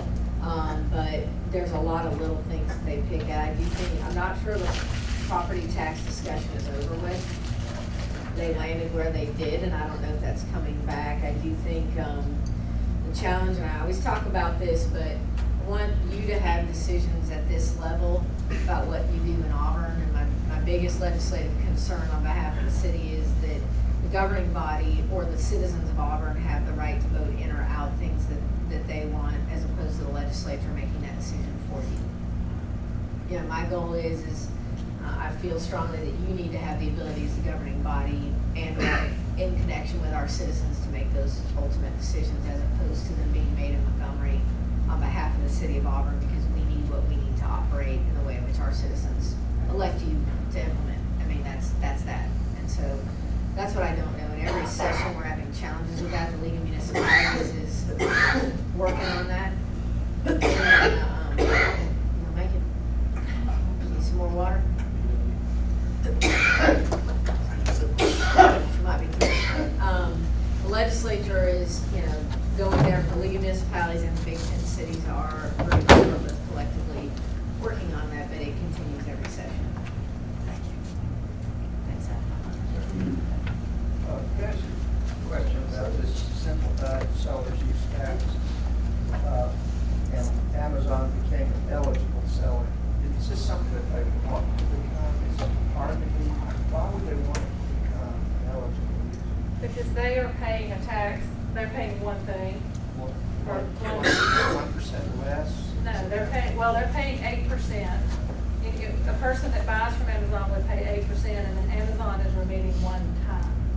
So this is a convenience for Amazon, instead of them having to remit to however many cities or counties or whatever we have. This makes it easy for them, and the state allows them to participate in that. So there was a lot of conversation about whether Amazon really had nexus, because they have warehouses and they have Whole Foods and- distributions, and they're part of Whole Foods and all of that, and the state allowed them to participate. So again, we have no control over something like that. So they're paying 8%, the average sales tax in Alabama is 9.2. Okay. So it's a great deal for them. I did learn recently, I was in Nashville over the weekend, that it's 17% in the lower Broadway area. 7% of that is a local district tax. I'm sorry, 10% of that is a local district tax. It just goes to the district. 17%. The largest So- area is having annexes, having Bricks and mortar. representation in the state in the form of bricks and mortar. So if you order online from JCPenney, like generally, you know, you should be paying sales tax because there are JCPenney's, maybe they're not out of business, that might be a bad example. But generally you would pay sales tax on that because they have nexus, they are located in this state, Dillard. That's how that should work, right? And so, but when you buy online with Walmart, you're not necessarily buying from Walmart. So remember, Walmart acts like a, kind of like An a, Amazon Marketplace. like an Amazon Marketplace. And so there's a lot of different things going on with those types of You also products. have delivery services. A lot of cities will complain that, you know, DoorDash or other things goes from one city to the next via delivery. I mean, there's a whole many layer. What I can tell you is, through the Big 10 cities, we do a lot of work on this. The mayor's heavily involved as a leader of our council with this. There's lots of staff members in the room involved, and this is constant. One of the things that's important, though, you see what it's doing for us from a revenue perspective. So one of the challenges for the city of Auburn is also to say, we're sitting here with 8% that we might not get if the legislature didn't vote to allow that to happen, because we didn't used to get anything. And so one of our challenges always, and a dynamic for you to always discuss, is how far do we want to go with something, because 8% is better than 0%. And so we've been pretty careful in what we've had to say about any other recalculation, just because I feel strongly it's our 5th highest source of revenue. We need to be careful about at least retaining what we've got. Of course, everybody would like more, but we're also gonna always fight to retain what we're currently getting. It's a challenge. But Beth, you're right, back to you. If you just shop Auburn, that helps tremendously. Okay, well, we do have some debt built into the budget, so don't catch your breath, see the big numbers, don't freak out, there's a lot of debt service up here. I want to remind you that we fund debt from specific revenue sources. So anything we fund with debt, like Wilmington Parkway or Environmental Services Complex, those things are funded with general fund revenue for that debt service, general projects. School funding, completely debt funded from their 16 mil. We do have the 5 mil tax fund that has 2 outstanding school issuances in it now. But the intention in the future is that once there is capacity in that fund for more debt, we will use it on city projects again. So I just want you to remember that. Sewer funds its own debt, that kind of thing. So this is just general fund debt, what we expect to do. So you might remember from the 23-24 budget process that we had planned to borrow for Lake Wilmore, the community center, and the multi-purpose fields. Now, originally, the multi-purpose fields were going to happen a great time after the community center, but that kind of came together at more close together, and so we're borrowing at the same time. So we had a reimbursement resolution that you approved back in May of 2023 to allow us to go ahead and start spending, and then we will reimburse ourselves, and we will issue in the next month and a half to 2 months for that. The fields will be a part of that. You will see a reimbursement resolution for the fields because they were not anticipated in that first one. You will see one on that one at your council meeting next week, for us to approve that. And the reason for that is once we have started any kind of site work, once we touch that dirt and start working from a construction perspective, we can only go back and capture 60 days of expenses without that resolution. And so we're gonna have one on the books. We actually made our first payment I'm looking at Carrie, like a month ago. So we're right there on that timeline. But that helps us where we can manage when we pull these debt issuances together using those reimbursement resolutions. So that one will be $31.5 million estimated right now. In 2025, remember, a part of Boykin was expected to be borrowing. We still have that, although it's not going to be the ARPA funds. It is going to be $10 million of general funds. And so what we plan to borrow for that is 21.1. So that 21.1 is not the total project, that's just the borrowing portion of that. so we have debt service in for that. But the time, Megan mentioned that Boykin is out to bid right now, and so in this chart, I do not have it grouped for the debt we're about to do, but that's a possibility. So I have debt service in there starting in 2026 for Boykin issuing it toward the end of 2025. But as we move a little bit closer to this issuance and we see how the bids come in for Boykin, we may pull that debt together and do it all at the same time. Issuing debt in the bond market is very expensive. It is very time consuming administratively. We want to try to pull that together if we can. And from everything I'm hearing from our underwriter, if we're waiting, we're a little nervous about waiting too close to the election, but rates we expect it to be a little bit less. So our underwriter ran some numbers for us last week, and it looks like our total all-in cost was about 3.91%. So we're still doing pretty good with tax exempt rates. I was gonna ask the question, how much time and flexibility do you have to sit the lane in these areas? We can't, with the Lake Wilmore Community Center, well, we could. The reimbursement resolution that y'all adopted in May of 2023, we have 18 months to borrow. So we have until about November, basically. We could probably do another one, but I think we need to be reimbursed. We're almost done with that project, so it's a lot of money. So that Boykin campus improvement, that's what is gonna go on Thursday, right? Or is it? It is, yes ma'am, it is the review of all those things, and we'll talk a little bit more about that in the capital projects, what's going into that, what's out to bid. Yep, it's just the funding piece of this plus the other millions of dollars that came from the rescue plan and the general fund. Two other debt issuances that are not, these are just in the projections, because if you looked in the budget message, you can see what we're planning to do in the CIP.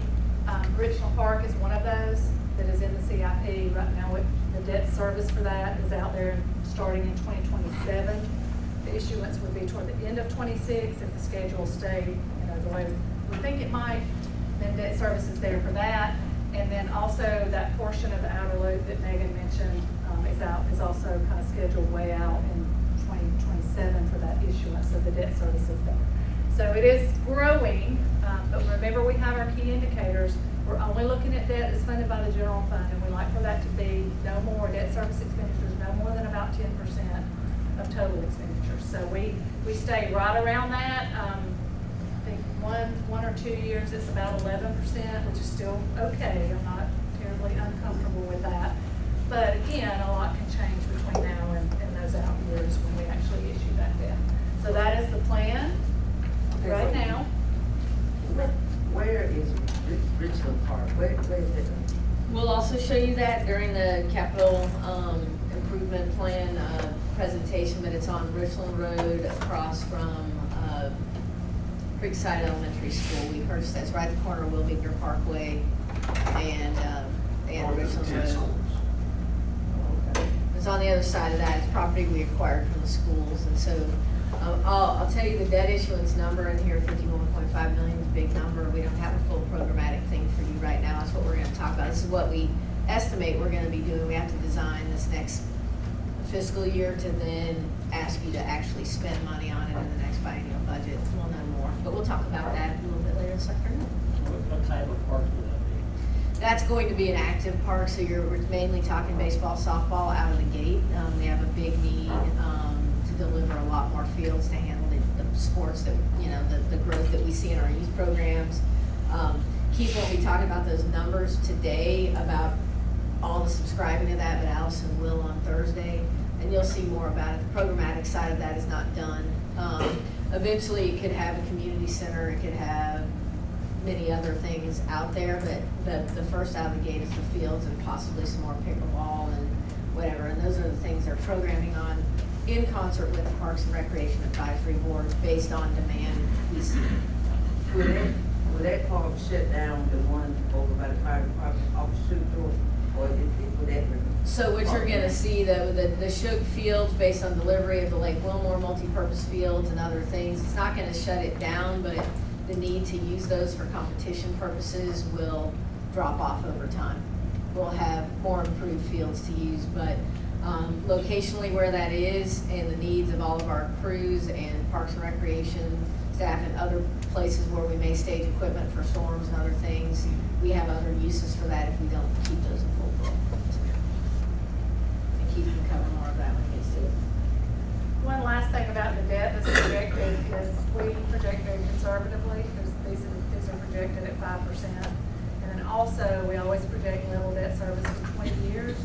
We do have structuring options, which if we get out to this point and these things do happen as scheduled, we can structure differently, we can go longer. A lot of that depends on the interest rate and kind of what we'll see at that time, but we do have some options there. And then the current debt, just as a reminder, what's in that is this last issuance that we did for environmental services and public works, will be in the Parkway soccer complex additions, renovations, and then also the Wright Street parking debt that we issued back in 2018. That's what's outstanding right now.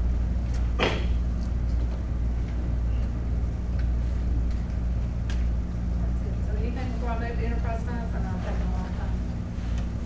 So you have enterprise funds and then we are, Then yeah, so we'll do this if you don't mind, and we'll take a break. Okay. Before we roll into anything else. Max, do you have a question? So I was on smaller borrowings, do we have accumulated a lot of smaller borrowings, or is it all big bonds? It's big.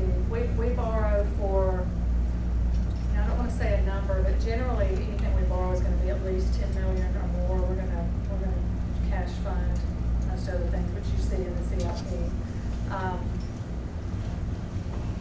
Mostly it is big.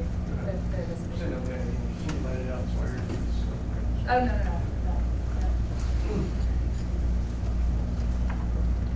Okay, enterprise funds, I just want to hit real quickly on our two enterprise funds, which is the sewer fund. So this is the city's wastewater function. This is our second largest fund. Okay, so it's a very big fund, but it operates like a business. Sewer funds, the intention is that sewer revenue, service fees fund everything for the sewer fund, including capital. And the sewer fund is doing okay right now. They are self-supporting. The last rate change was in October 2012, and we don't have any expectation to change that anytime soon. I do think it's important, Eric and I have talked about having a study to make sure that we are considering the way things have changed over the past few years, and then also any capital that they have coming up. So nothing there yet. It may be something that we work through during fiscal 25 to study that and make sure that we're still okay in the good place. But right now, the sewer fund is very healthy. You can see that. This is just a summary of their net position, and it stays very, very healthy. And remember, as an enterprise fund, when you're looking at the reports or the schedules that are in your budget book, it's on accrual-based accounting. So when you buy an asset in the sewer fund, it goes on the balance sheet as an asset. Very different than our governmental side, where those things will show up as an expenditure. So when you look at actual, there's a big note about how actual differs from budget. We budget our capital and our principal debt payments and things like that as a management tool, so that we can keep up with how things are going. But you do see a difference when you're looking at actual versus what the budget looks like. So that is sewer. And Allison, real quick, while we're on sewer before solid waste, remember that the Waterworks Board is separate budget. Their capital does appear in the CIP because we also have a management agreement. And the management agreement, we may be talking about this a little bit more later, but this management agreement, we have staff from both finance and part of Eric and team. He's got water board employees in his. It's reflected in you, but the council has no purview, as you know, over the Waterworks Board budget, but we also show you in the CIP what's going on from a water perspective, because you can also see that staff's doing collective work on it and per management agreement. But again, it's more in there for your information and awareness also about projects that the water board is undertaking. Okay, so for the solid waste management fund, this is all of our solid waste and recycling functions are accounted for here. Years ago, this was in the general fund, and the general fund subsidized this fund very, very heavily during that time. So it has been moved to an enterprise fund for a number of years now. The intent is for it to be self-supporting with user charges, but as you learned in the rate study presentation that we did, I think in August, it's not going to be doing that in the future based on the way the fund is performing right now. And operating revenues have increased an average of 2% over the past past 5 years, and then 4.5% for expenses. So this just kind of gives you an idea of how we're just real close. Revenue and expenses are real close on the operations side. In '23, we went up quite a bit. We had a number of new positions that were needed. We had some changes in our tipping fees and all the kind of, everything is going up. And so we're seeing those expenses go up here as well. This is the same chart that I showed you for sewer, but just to give you an idea from a net position. So net position is the same thing as fund balance for an enterprise fund. Okay? So how we have, and Megan mentioned, we have a general fund subsidy built into the general fund budget of $2 million for fiscal '25. And that is to get this fund up to 1 month of operating as a reserve. So we're being that conservative with what we fund. That 1 month of operating is about $500,000. So with what we're expecting in '25, that $2 million is what we need from the general fund to get us to a $500,000 reserve, which is a very, very low reserve, I would add. So, and this is net position, but what I want you to see is the cash. Because remember, net position is not cash. This is the cash flow, and this is a lot based on what you saw in the rate study. So you can see the $2 million that we're expecting to help cover and get our ending cash up to about 1 month of operating, that cash reserve. But we don't have anything built in these years, and if everything goes according to plan and there's no rate increase, this is how much the general fund will be funding between now and 2030. And so that's just something for you to think about as we think about how this fund is going to operate and how much the general fund is going to participate in that. Allison, what's driving those numbers to be so negative there? The expenses. Our Our revenue is only changing by the growth in customers. We haven't had a rate increase in when was the last one? I wanna say 2009. It's 2014. Oh, is it 2014? Yeah, so haven't had a rate, have that, and so we're more expenses, we're servicing more customers, nothing is, we're getting some revenue. Operating costs are higher, and this is also capital. So they need the equipment that they need to perform these services.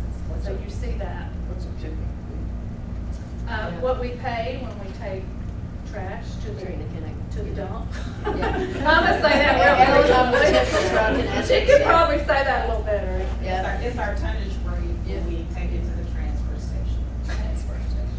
So Katrina will aptly point out that she wants to do, we're gonna do study of a transfer station, which could lower some fees and other things. She'll talk about some more about that. And this is back to, felt very uncomfortable last August. I didn't get a ton of feedback from you guys about the rate study. I felt you heard it, you saw it.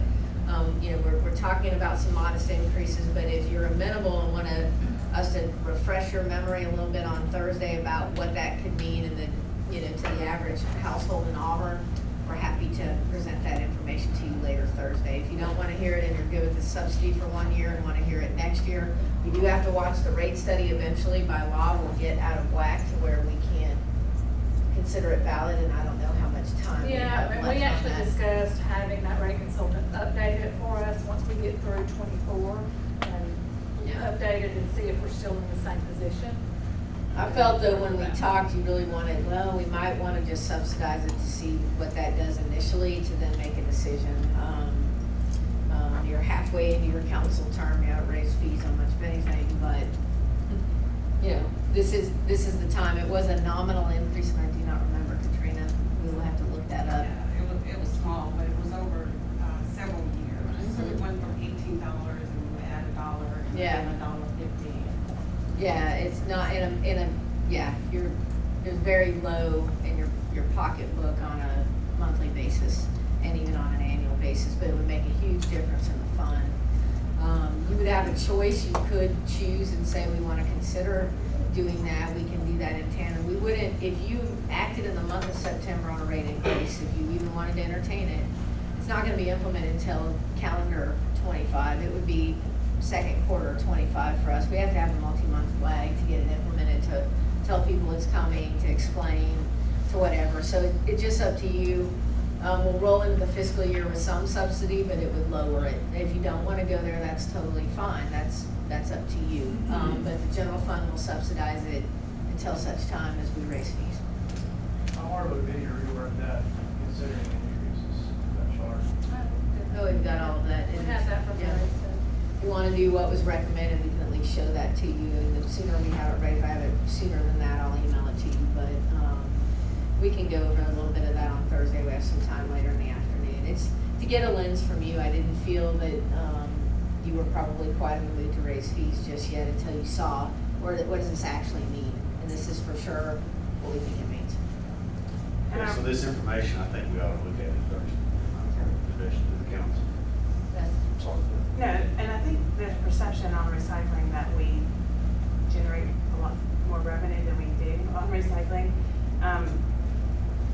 Sustainability is expensive, and I don't think people understand that, but it's an important thing, and I think it's something that we should continue to do, but can you speak a little bit about really what we, if anything, we collect on recycling? I mean, as far as revenues? Recycling, single stream, we do not pay for. We don't collect any revenue on our single stream. But now on our recycling drop-off center that we have, that is source separated, we do receive fees based on market value. So right now, cardboard is it. So we may receive $75 per ton of cardboard, but those fees are very small. And I've dealt with Heidi in the past, that she would call me and she would say, we went from 50,000 to 20,000, what happened? Well, that's the market, and that's where recycling is. The alternative of that is throwing it away, but then you pay the fee for that, and that's not what we want to do. So Katrina, you've explained before, there's an offset in some of our expenses with recycling versus the tipping fees of the garbage trucks, and there's a balance in there with some of that. I think the challenges in the Mayor Pro Tem actually put me in touch with somebody, and actually Katrina then reached out. There was a class at Auburn High School that was pretty convinced that we were dumping all of our recycling in a landfill, and Katrina went and straightened that out. And Mayor Pro Tem also had some concerns that was said. And so one of the things is, do you subsidize recycling? Yes, I mean, recycling is subsidized. There's an inherent value to that. Less tipping fees and the responsibility side and how our citizens feel about it. We can resurrect Recycle Rose that used to make appearances years ago to try to get it done. We used to get a lot of grant funding and we don't anymore, right? And so it's ultimately up to you, but I think something worth discussing if you're amenable.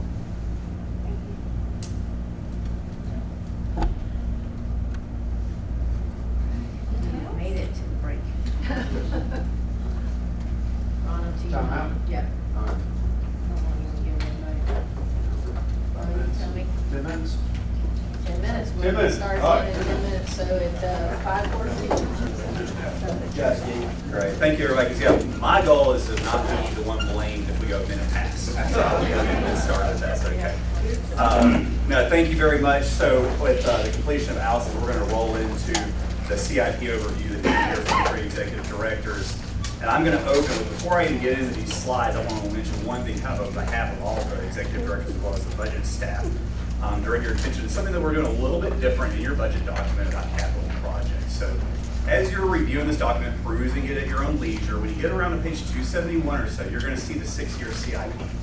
And you may notice that some projects are reflected a little bit different than they have been in the past. In the past, when we would have a fairly large capital project, a great example would be like Lake Wilmore, you would see the complete funding for that project in one fiscal year, the year that the staff anticipated bringing to you for approval for construction.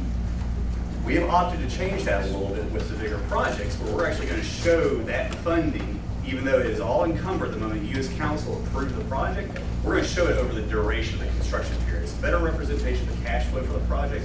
It's also a better representation for you to get an idea of how long that project will take to come to fruition. It actually better represents the way staff allocates resources to help manage and bring this project to delivery. We've had cases where we've had questions about why we haven't started a certain project. People haven't realized we've got staff knee deep in a project that was 2 years prior to CIP because it's a 2.5 or 3 year project. So you might note that, and again, that's something we work with some budget staff on, make sure that might be a little bit better reflection of how those projects actually go and the duration of them. So that said, we're going to get into the capital projects that fall within the public services business unit. We're going to start with one we've already discussed a little bit, the Lake Wilmore Community Center. think you're all very familiar with that. We are approaching the 90% complete point on this. We anticipate that the project will be complete at the very beginning of the upcoming fiscal year, and then we'll ramp up for opening to the public in the first quarter of the fiscal year.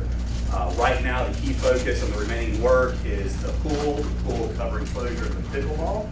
But as Megan already mentioned, for example, we will still have some time in which we need to bring our staff on board, staff positions that are authorized with this upcoming budget, bring them on board, and also outfit the facility with its furnishings, its workout equipment, et cetera. So you'll continue to get updates on that, but again, it's gonna run into fiscal year 25, and we're gonna work to get it ready to deliver to the public just as soon as possible. Real quick, Vicki, this one, like everything else, we're having a lot of trouble with folks going around out there, and I really have to caution everyone, including council members and the staff in the room not invited to the site. We need you to not be out trying to get into the building. It's not our building. At the moment, it is under the control of the contractor. We got some safety things going on. However, the council will be in there before the public, before this opens. We'll take you, as we've been doing with these facilities, on a tour well before we open the door, so you can see for yourself, ask questions, before the public gets in there, and then we'll do a very public opening later. Yeah, sure. Before speaking in with your own hard hat on, just go to our capital projects page. You'll get the pictures are worth 1,000 words for it. So, all right, moving on. Sometimes we refer to this as phase 2, but the Lake Wilmore multi-purpose skills. Allison touched on that about the borrowing. This is the additional segment right there on site adjacent to the current Lake Wilmore facility. This includes 4 pre-striped AstroTurf lit multi-purpose fields that will host football, flag football, and lacrosse, as well as practices for other turf sports. We'll also include the delivery of 6 more covered lit pickleball courts, which will bring the total for the facility to 18 covered lit pickleball courts, as well as concession stand, restrooms, parking, and a playground. Where there was mention about the use of some of our older fields, like the Shook Jordan fields. The way staff has mapped out the use, and of course the increasing use we're getting from a lot of our rec sports, this is a pivotal moment for us as a staff to be able to start scheduling many of our rec sports, as well as tournaments, on really fully adequate fields, so that we can hopefully start to take some of those less than standard fields and use those really as surplus or annex fields for competitive play. It's a very important project for us. Clearing has already commenced on this project, and of course we expect that complete delivery to be in the following fiscal year. Clearing in a little bit of burning. Yeah, a little bit of burning. So the Dean Road Recreation Center re-roofing, again, a facility that's been touched on just briefly earlier today. This is a project that really came as a prerequisite or a sister to the plan that we had to add HVAC to the facility. We recognize that the roof itself is probably not in the shape to take on the full load of the HVAC units, so we're comboing those together to re-roof it and provide the HVAC. It's also a timely project, because as you're aware, with the completion of the Jan Dempsey Art Center expansion, we were able to relocate ceramics from this facility, opening this up for further programming and use. So you already have the HVAC system already The installed? HVAC was a project that was already budgeted, but we recognized we couldn't get the HVAC system on the roof without doing a roofing project. They've been combined now into one larger So capital Boykin and project. Frank Brown are done, but not Dean Road. All right, a project that you're probably very familiar with, because you just authorized a construction contract on, and Harrison Park. So this is a project that's 47 total acres off Shelton Mill Road. The key opportunity in the city in northern Auburn, north central Auburn, for a park facility. You got the briefing on it from council, but again, it's going to be primarily a passive park, cooperative with the Georgia-Alabama Land Trust for use. It'll include a playground, parking, and nature trails, small pavilion. It's actually going to pay homage to the history of the property as well. So again, we anticipate now that the project you all authorized the contract, that we'll see construction start in early FY25, should be completed in the same year.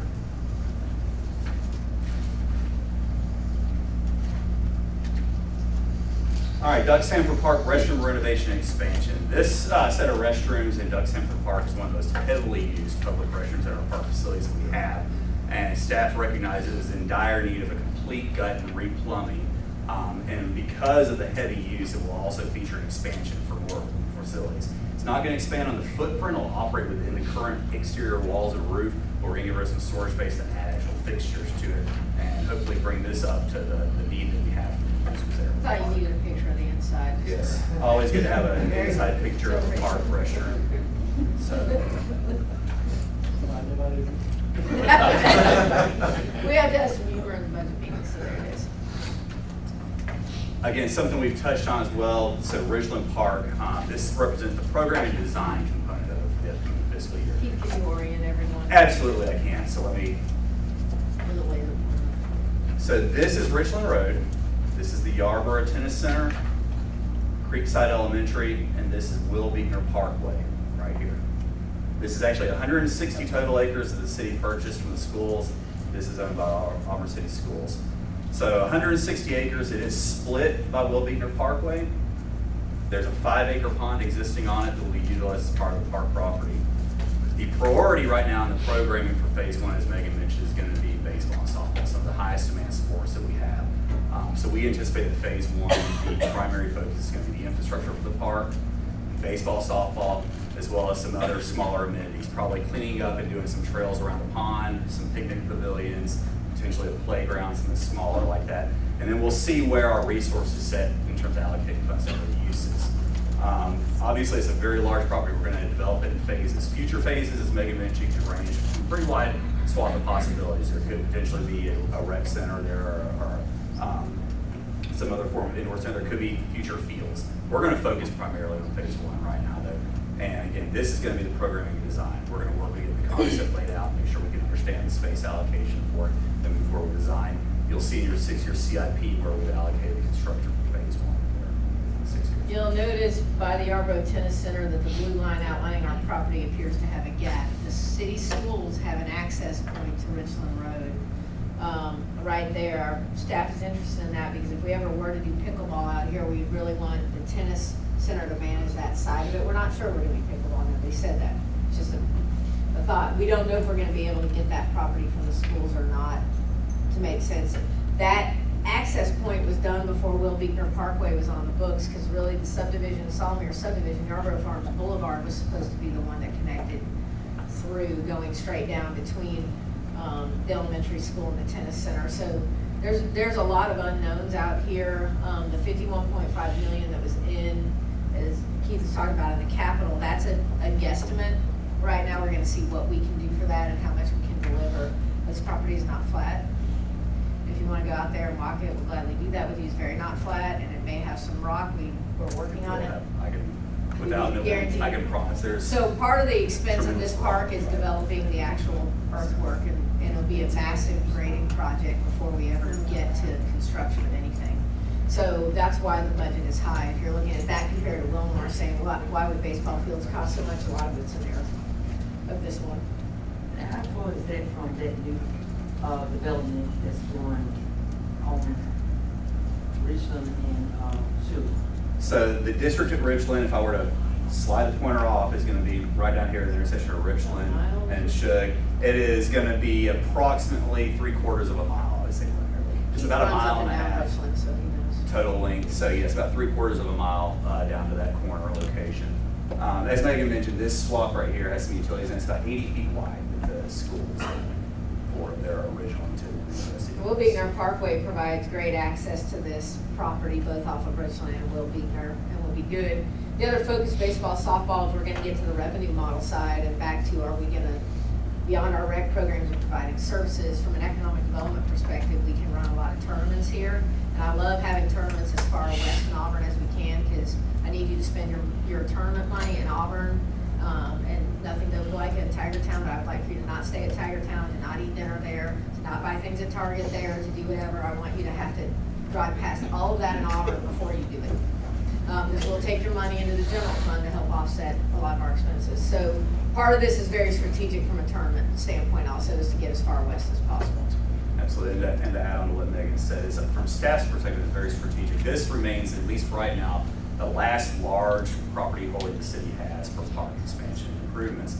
And just by coincidence, Megan showed you earlier a little aerial when she was talking about rooftops, all the development this occurring and proposed to occur within about a 1 mile radius of this location. So this park will serve as a foundational cornerstone of park facilities for that growth in the city. So, You said it's about 30 acres. which Total one's 30? acreage? No, the entire parcel Then, is 160 acres. but the piece on the other side of Will Beekner Parkway, it's to the left, and he pointed that out right there. That is still part of our property. We own that, it's not part of the programming phase for phase 1 at all. But in That eventual phase, will we'll occur put on some this things there. side. Okay. So it's a massive piece of property. So is that in Thomas Ward? Yes. Absolutely.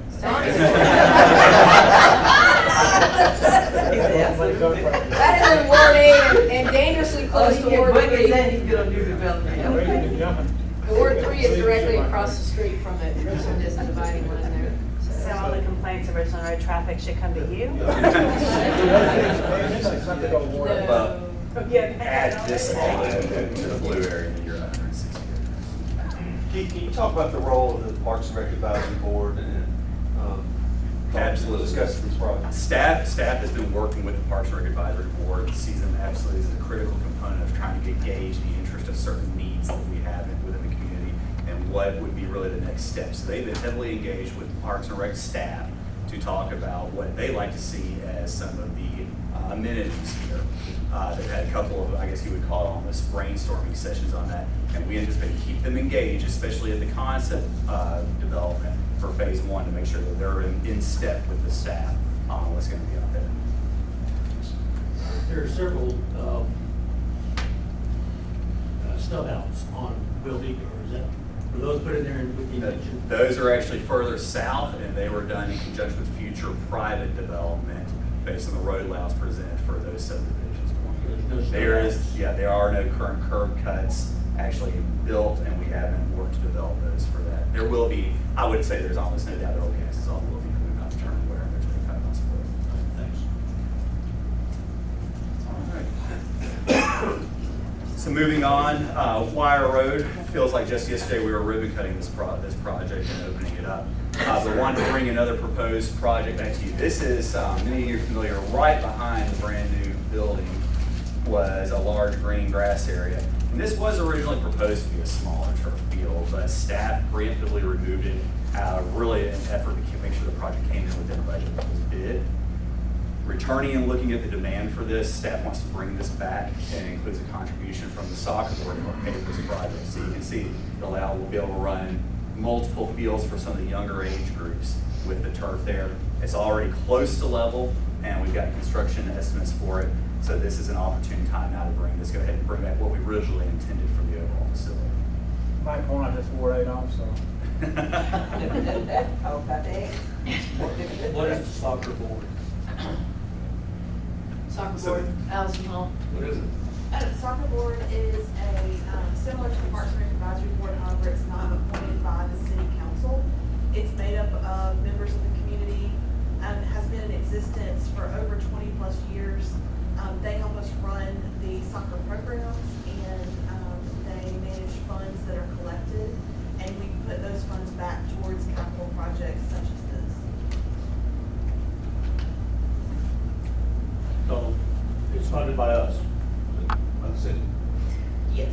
I think Kelly, a very good question, and there's a whole other nuance. We could have a whole separate meeting about their boards for virtually every sport that function like this. And yes, in essence, and a lot of this, Edge can explain, a lot of this passes through the city. It's not like they get a checkbook where the board can't just spend funds easily.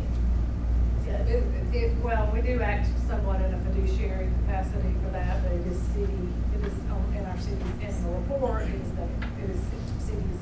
It's extremely complicated. It's a very good question.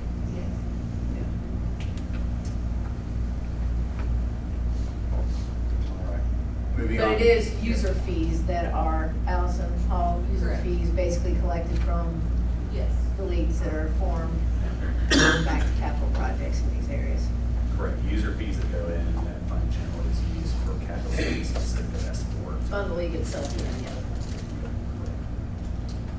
The Auburn softball complex, artificial turf for 5 infields.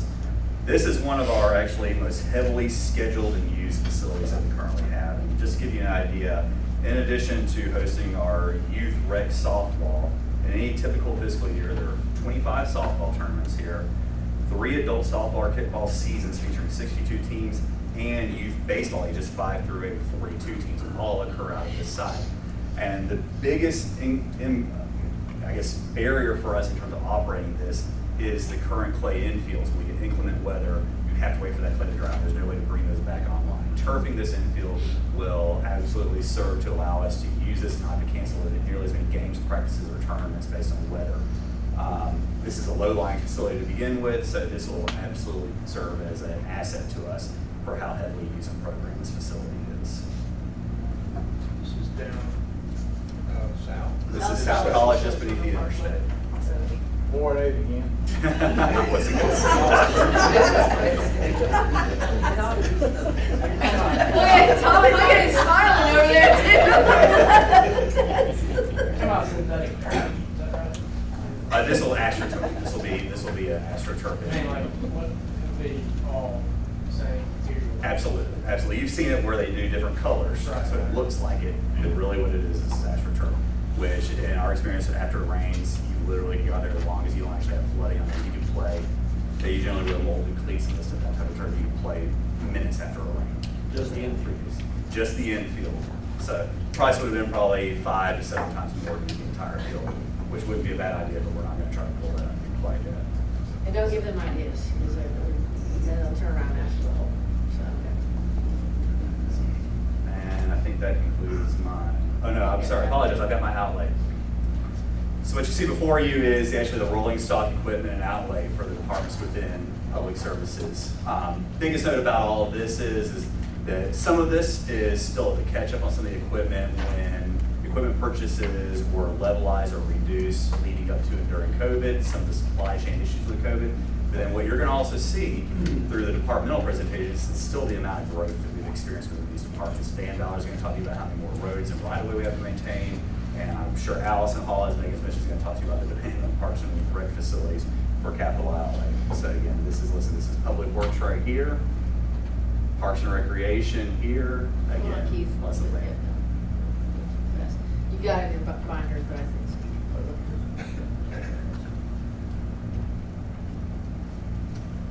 And then water resource management, environmental services, the tennis center, which has its own fund. And additional-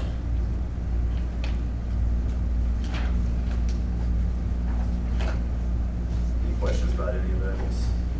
They're getting up on their binders. All that capital outlay is listed, starting on page 264. Correct.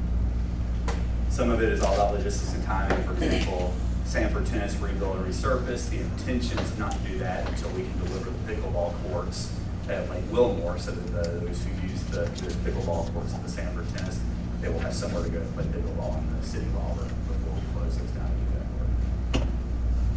About, street sweepers. Did we purchase, or do we only get? We just received the additional one we purchased. See? You have ESP, look at you. All right. We just received one today. But how many do we already have? We have 2, this is a replacement for an older unit. Oh, And we talked about whether or not that was adequate, and that was in the last budgeting process. I mean, I had a long talk with Dan, and 2 is what we need. Correct. 2 functional. Yes. 2 working street sweepers. And our busy season, as all of you know, because you hear from your constituents, is the fall, when people want us to be up and down their street 3 times a week. And that, you get us on the schedule, Dan, but in the fall, what are we, every 2 weeks is our attempt? We rotate it into our city Within a month. We keep them operational year round. It's But, just yeah. lesser frequency in the summer. good way to precise. Yes. Okay. All right, so I'm going to hand it over to Scott to complete his portion of the CIP. All the vehicles to this page, on these pages 64 through. Yeah, and the capital outlay. Yep. Vehicles and equipment. You can see the dollar amounts there. We're still in the public works realm, and we talked about this morning, Thursday, but we're still getting caught up on equipment that they did not buy in the 19-20 timeframe. And even that, you'll see a conditional capital page too. There's still some that we're still not buying. It's affordable, but we're really trying to measure what we buy, especially in terms of replacement and timing. I don't want everything cycling. Well, we bought 20 lawnmowers in 2025, and then in 2035, we need to buy 20 lawnmowers again because they all have some mechanical problems, so we're trying to stage some of that. Sorry, Scott, go. Okay. I'm excited to take you into the next realm of capital improvements as we get into some of our transportation projects. And no better way to start it. Let's take a little stroll down sidewalk. So as we have just completed. You know that Scott was a DJ in college. All right, here we go. That's why he's not a DJ now.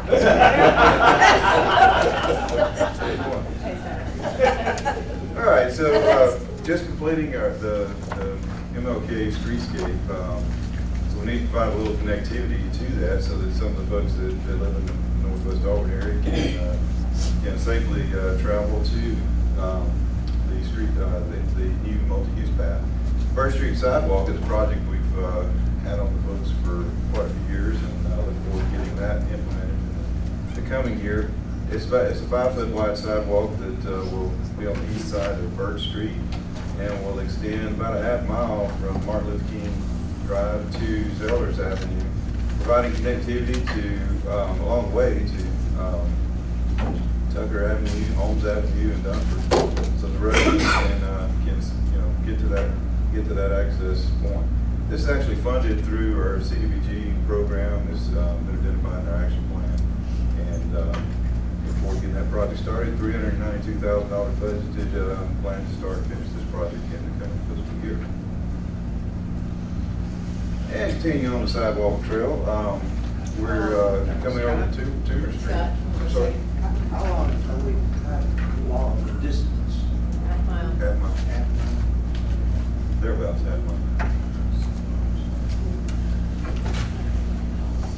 So Tumor Street, if you don't know where Tumor Street is, it's 2 blocks west of College Street.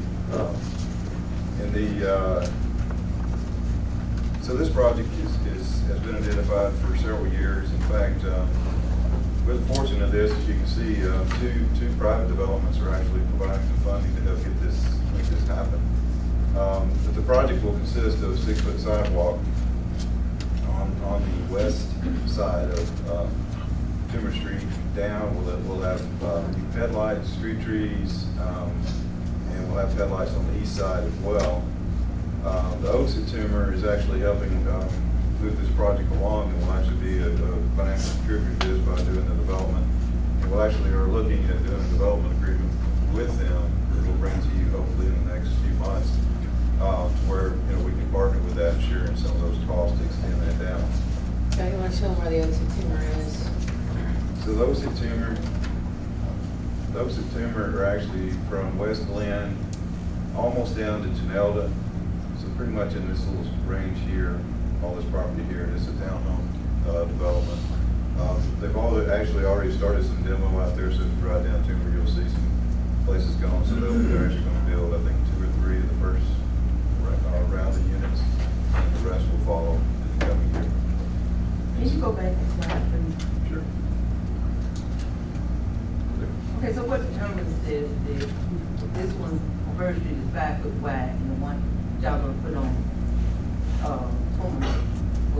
is 6 foot wide? What determines the width of it? Generally the volume of pedestrian traffic. 5-foot sidewalk is common for residential neighborhood. As we get into the urban core, down around downtown Auburn, start seeing wider sidewalks, 6 feet, 8 feet, 10, 12 feet as you get into downtown. So the one coming down the street is how wide is that? I don't see Fraser. I think it's 10. Yeah, I think it's 10. And that's a multi-use path, so that's actually intended to take on different. Bicycle strollers. But not I was just wondering. But not golf carts. Right. Good question. So the project is estimated at $582,500. And again, like I said, we got $105,000 from Uncommon Auburn as part of that development agreement. And additionally, we'll be negotiating some share contributions along the way with those in turn. Next is looking at the Gay Street streetscape. This project will consist of demo of the existing sidewalk and reconstruction of a new sidewalk. We'll have notice in here there's actually a little green path feet here with some street trees and such. So this is Publix, and so we'll be providing connectivity all the way to Batch Avenue. This is in connection with the Presbyterian Church that's long wanted to partner on this. There's a wall there, it's a little bit uncomfortable. They're changing some things on their property to make this better for everyone, and it is a partnership. It makes a much wider sidewalk there, a lot more comfortable. There's a daunting kind of brick wall, a narrow sidewalk and a turn lane, and you feel, and they've been a great partner on this. And we wanted to do this some time ago, and timing has been bad. We actually cut the other half going from Publix toward Hamilton. We were gonna do that, but we've got to keep Hamilton's entrances messed up for a while, so we opted to just cut this project in half. We're just doing this half. The Presbyterian Church is a willing partner, and this is like the Allison Fraser remind me, starting right after football season. First of the year. Yeah, we're trying to get between Christmas and Easter in essence on their services to try to get that in there. It'll be a much improved pedestrian experience in that area. The food hall or the whole culinary arts center is causing a lot more pedestrian activity in this area, and that's a good thing.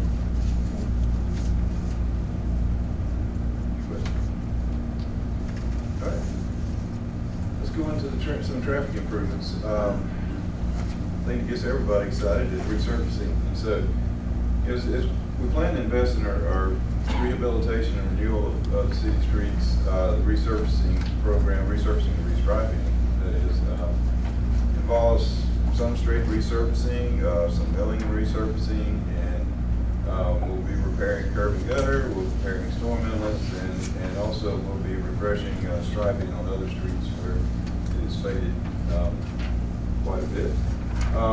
City performed a few years ago a survey of its streets and collected a lot of data which has been analyzed. And so the streets have been scored and ranked based on risk priorities for the severity of the defects in those.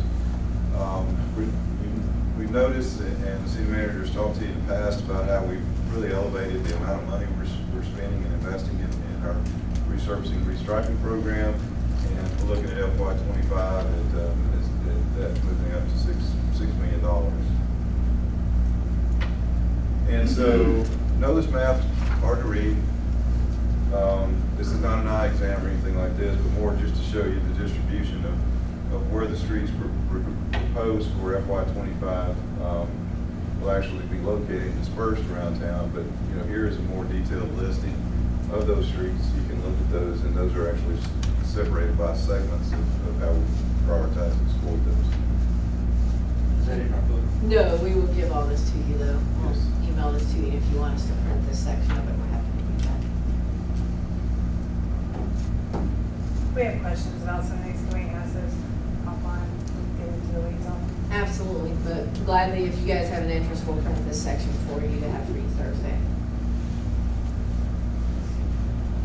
So you've made a note. We'll get this to you as well as, and also don't confuse Moore's Mill Drive with Moore's Mill Road.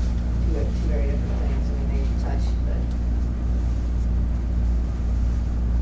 Nowhere near more yet.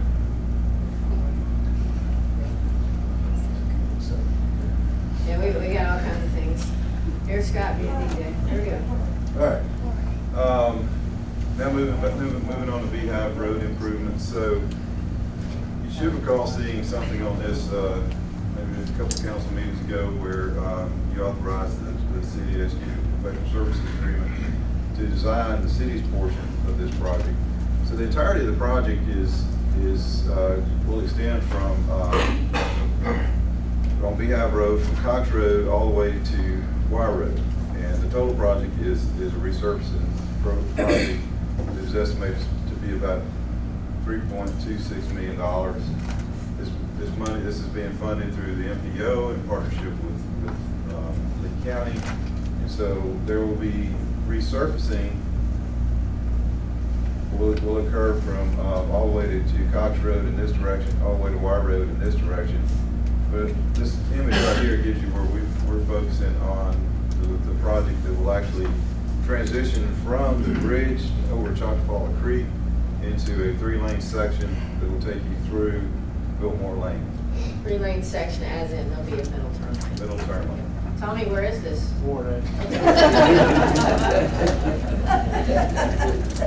There's a lot of work in.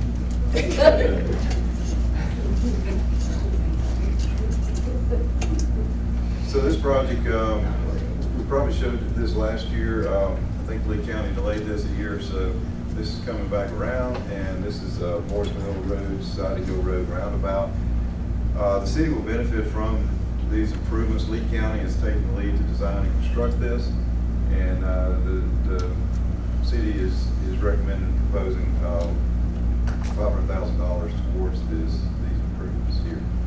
But this is at the intersection of Morris Mill Road and Society Hill Road. What do you think the total cost of this would be? Allison, do you know total costs? Probably around $1 million.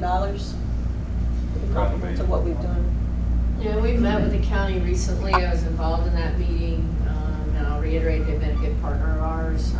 They're very busy folks, and they're looking, you guys will see some annexation requests for a subdivision further out Morris Mill than you can see on this picture. You know, there's all kinds of things going on, and I've made it clear that I'm willing to recommend to you a bigger partnership. We need this done. They're interested in getting it done, but they're also trying to right-size it for what's going on in the vicinity. So there's a lot of moving parts here, but this is a beautiful project for us because we make a contribution and they're responsible for construction.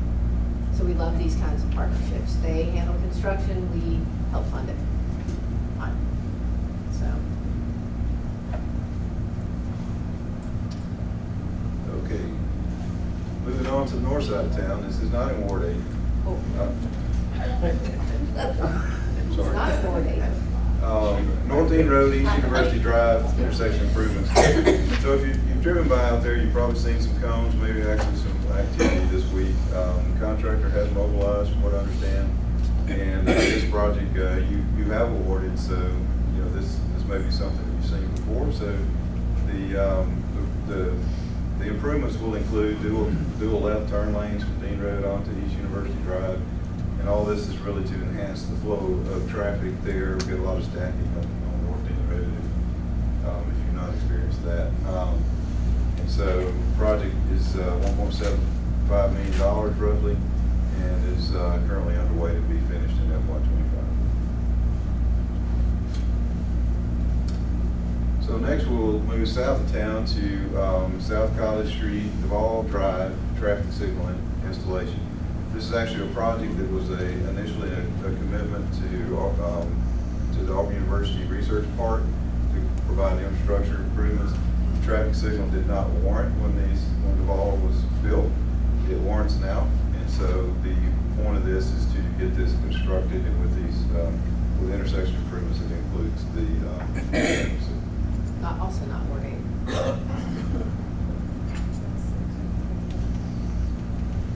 All right, we're staying away from North Ward 8, I'm sorry.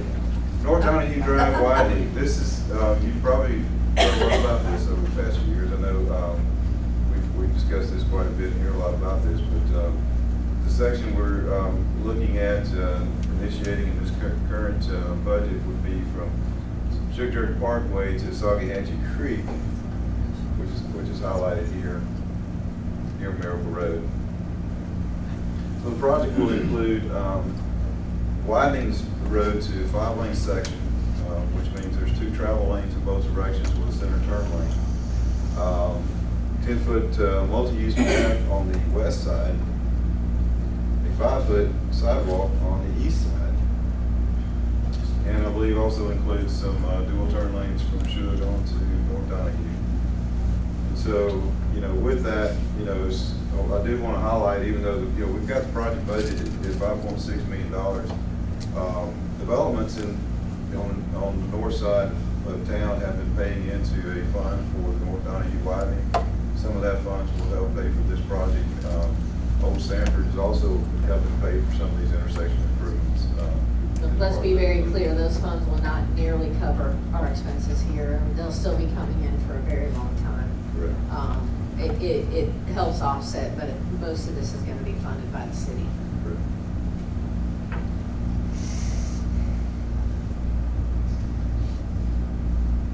All right, next project, staying on the north side of town, this is East University Drive and Stoker Street.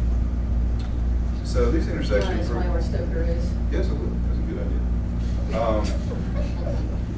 So Stoker Street, the Vintage is located right here. Stoker Street is just west, which is, this is a continuation of that street. It's Gateway. Gatewood? Okay, sorry. Getting confused here. All right, Gateway. And then Roosters is sitting here. So gives you an idea of where this is located. Everybody good with where it's located now? Fire station. Yeah, fire station's right there. Fire station's right here. All right, so what has happened here is that, we were in need of doing some improvements out there, so we've had some things identified, but a developer has come in, built the Vintage, is constructing the Vintage East on this side of the road, was actually able to work with the owner of this private drive to negotiate a partnership amongst themselves. And so their access, rather than being off of East University Drive, will actually be off this private drive, which is good for us. They're also building an access point to the Vintage. So they'll get multiple accesses off this private drive into this intersection. So that helps get some of the movements off of East University Drive here. It's important to note also the developer attempted to do this initially and could not get cooperation from the private drive. They tried this, staff was very supportive, every attempt was made, and we're very fortunate in the second go-round that there's been better agreement. We have a lot of very high speed and not pretty collisions at that intersection and have for many years. So where's MAPCO on that now? The second MAPCO is to the right. There's two, well, one's Circle K, is the other one Circle K? Oh, yeah, Mapco. Yeah, Mapco's right here. Yes. So Ace is. Yeah, keep going to your right. Theater? Okay. All right, so with that, this development here has pushed over the top the warrants for the signal. So with that, the city is partnering with the developer to improve the turn lanes, add the signal. And the signal gives us an added benefit because we'll have preemption on that signal for our fire department when they're having to leave on calls. So that'll give them better access, safer access into East University Drive. The city is also paying some additional funds for widening and resurfacing an additional section to take it all the way back to the intersection. But there is, if you're familiar with this area, there is a transition down to a 4-lane section from here over. And so we'll actually have a full 5-lane section all the way through the intersection here with the traffic signals associated with this project. So we're proposing a significant contribution to this of $857,500, but the developer also has a lot of skin in that game as well. But you should see a development agreement coming to you in the next couple of meetings. The key of this, again, we're not building it correct. So the developer will build it, we're gonna make our contribution. This allows us to accomplish more capital projects. They're putting skin in the game, but they will manage the construction. We will monitor because it's in our right of way, but that also helps. And actually the private sector can get things built faster. So.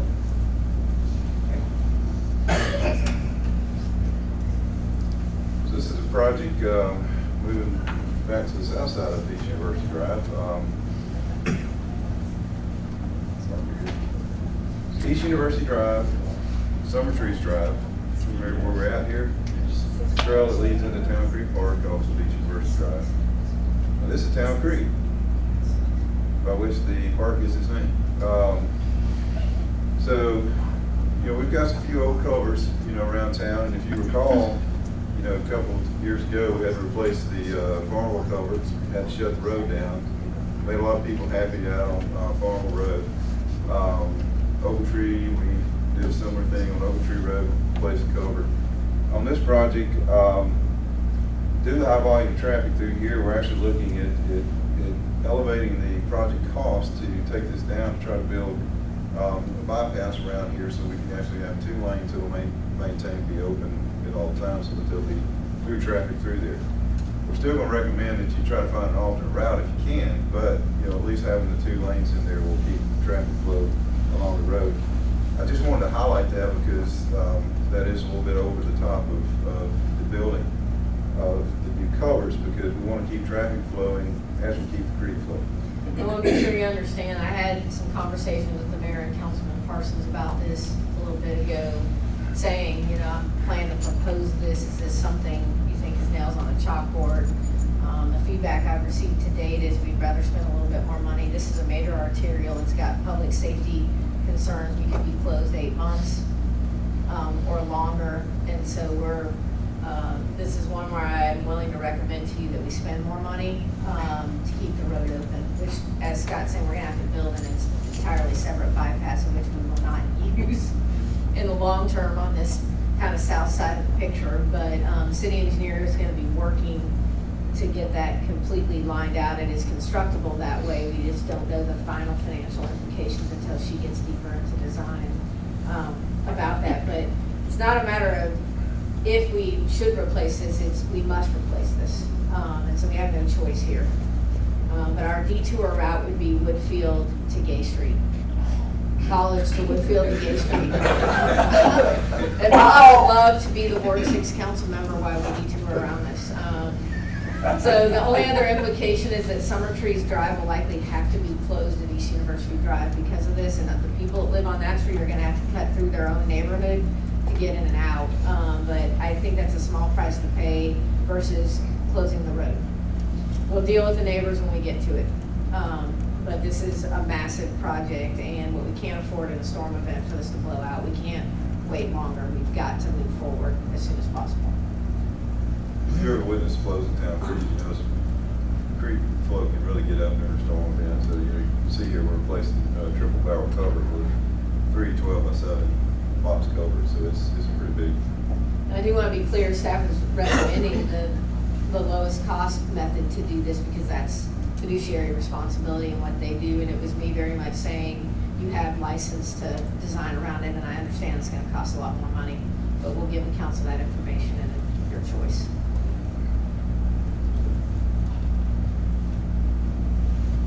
Staying on our road infrastructure theme, looking at the outer loop design. So this is actually taking the initiative to kick off some design of a portion of the outer loop road. Ultimately, as you recall, the outer loop road is intended to connect I-85 from about Cox Road, or actually at Cox Road to 280. And a portion of the outer loop is this little red dashed line here that would extend up, connected to Miss James Road, and then continue around here and right up to 280. So this is on a major. This is actually from a major street plan. So what we're focusing on design would actually pick up here at the terminus of westmost terminus of Richland Road, and design this portion here. There will be a creek crossing here, and then this would traverse property that is proposed to be dedicated from the old Sanford development along this west side and then tie into Richland Road. I think our design is actually taking on up Richland Road here, but anyway, that's kind of the point here of what we're looking at here, to at least get this design so that then we can be looking more seriously at some, you know, grant monies to help fund this project as we move forward. This is a very expensive project, expensive to build a road, as you know, from Will Beach Parkway and others, but you know, you add in that a major bridge creek crossing in this area here. And the interesting thing about this part here is it's probably got the lowest hanging fruit of a lot of the segments that we'll be looking at, because we either have or have committed the most of the right-of-way. There's a little bit of right-of-way here that we've got to secure, what we've looked at there. Scott, is that a 5-lane road, or is that? Initially, we'll build a 2-lane road with the right-of-way. We had an ultimate plan to go to, I think it's divided highway through there? Ultimately, wouldn't we want a divided road through there? Yes, I think this is a proposed 4-lane divided section. Yes. Excuse me. So initially, we'll design for construction a 2-lane section that could be parallel. Any questions about this? It's a massive project, but this is just the design, and we'll deal with it in the biennial budget, that's how it stands. This is very informed by our consultants, Allison. These numbers are very informed by our consultants, Sane and Associates, about where we're getting these numbers. Yes. Yeah, including what's in the CIP. The Richland Road ends at the former sanitation plant there, right? Mm-hmm. Are there any plans to do something with it? And if so, how would that affect traffic? Or will it affect traffic? It won't affect traffic. It's out of the line of traffic. Yeah, there's a piece of property that has to be acquired that where the road turns, it'll tie in a little, it's a little one of a tie-in there at the moment, but yeah. There's one piece that is not acquired that will have to be acquired to give it one property owner that we need to deal with. But the sewer treatment plant, Eric, has no impact on this whatsoever from your lens. So this is James Road is gonna be part of the outer loop. Yes. And then, how will you get to 280? You won't go to college, obviously, you'll go up on the Lake Road or something. Well, we have to go through a lot of Auburn University property Yes. to do that, so that is I'd say TBD. It's mainly fisheries and other properties, and now we got poultry up that way and some other things, and that, we've had light discussions, we'd like to align 147 and 147, you'd actually like to take the 147 designation off of what we know is North College Street to the bottom and shift it over this way, but we've got a long way to go on that with negotiations with the university. We'd be better off if we had an aligned intersection. If you ever drive on 280 and watch people going on 147 toward Gold Hill, it's a little dicey. And there's a zigzag, but this piece, we genuinely believe is starting to get people to change their traffic patterns, and you can now zigzag down from this area. You can then get on Will Beekner Parkway, you can get to Highway 14 and get to Webster, or Chadwick or other things, and you can begin to work your way on the western part of the city down without getting on Shug or College or whatever. And so we're trying to deliver some piece of this road to get everybody in our federal and state delegations thinking we're investing, we have skin in the game, and we want to do this. This project, there isn't anybody, maybe Philip, that's in the room, that this has been on the books forever. We've not made enough moves on it. I feel strongly with the level of our growth, we have got to start doing something about this. We're doing plans. Our engineers are engaged. We've engaged an engineering firm. We're going to keep doing plans for this so that we can eventually figure out how to acquire right of way to get funding and whatever. We're going to be shovel ready. It's the only way I feel like we can get some federal funding or state funding for this. We're going to keep pushing until you guys say don't push anymore. The staff's pretty convicted about this, and I am directly. So what are the yellow lines? This is a major street plan showing through a little bit of Old Sanford. Yeah, this is just part of the major street plan. The Old Sanford development in essence. And some of these are actually, are being planned through the Old Sanford development. In fact, all these. What's a straight line that's going up to the top of the map? Is that a power line break or something, or what is that right now? Yes. That's Alabama Power's new transmission. Because I thought like Sonny did, that we were connecting to 280 on that side somewhere. No, not this far over. It'll be more over here, closer to 147. Actually, the goal would be to connect to 147 where it goes north. So, is it 188 Sonny? Oh, Where's it? That's way further over. out.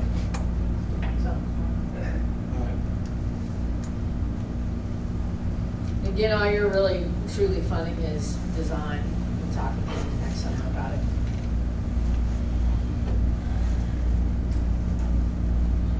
Well, let me talk a little bit about Parks and Recreation. So we'll move over to the redevelopment of the site that was formerly the Public Works and Environmental Services home for many, many years, and repurposing that site, as you know, for the Walking Donahue, what we call them Walking Donahue campus. Ultimately, this project will include, or this site will include a recreation facility with courts and classrooms and other meeting facilities. The first phase of that, which is begun advertising yet. So yes, it's out there.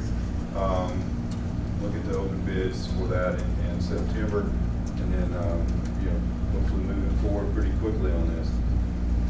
First phase of the project will include a public library branch, a cultural arts center, which is a bid alternate than Auburn's first splash pad, and walking trails and green space within the project.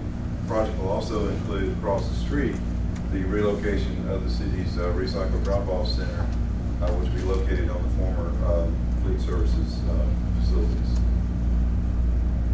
Scott, will those buildings be coming down across the street, fleet services used to Yes. construct? All the buildings will be coming Everything down, will be all down. unless they're part of Boykin, currently in the Boykin Gymnasium, that's remained, So is that, what is that at the top? Is that? but that's the library. That's That's the library. Okay. And then library, is all of this gonna be standalone? Is that library gonna be? Yes, ma'am, they're all standalone buildings. Oh, okay. The Cultural Center would sit to the right of the library. And as we discussed before, that's bid as an alternate, because a lot of you had just questions about its costs and so on, and so that's in the bid, it's in the budget. But it'll be up to the council if they want to accept that bid based on the price coming back. Some of you raised questions about what phase this is gonna be in. The gymnasium is a much later phase, as in it's just not programmed right now. The splash pad goes, there's a big area kind of between the Boykin Community Center and here, a big grassy area that's part of this with the grading, and a lot of parking lot going in. And then recycling moves across the street also as part of this. So if you're coming down Donahue and you make that left turn, so is this what you're gonna see first? Is the With library? Donahue, the first thing you would see on the right is the cultural center, in essence, and then the library behind it. The splash pad's gonna be kind of straight ahead and down a little bit, yep. And a lot of parking lot.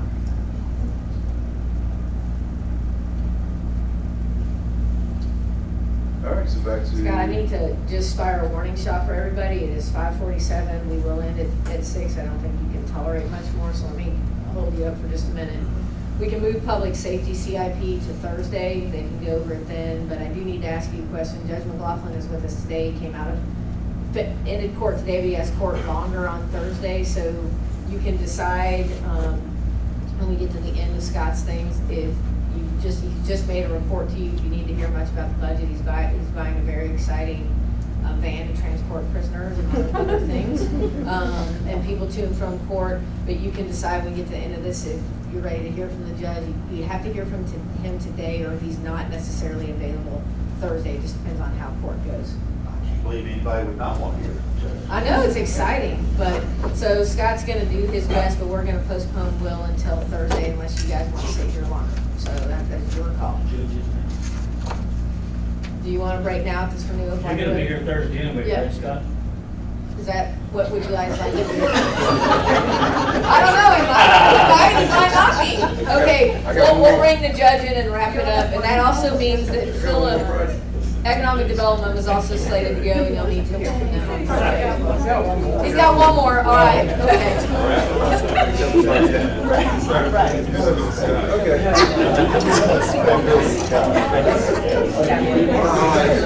Renew Opelika Road is, while we spend a lot of money on Renew Opelika Road, we're getting significant returns on our investments there.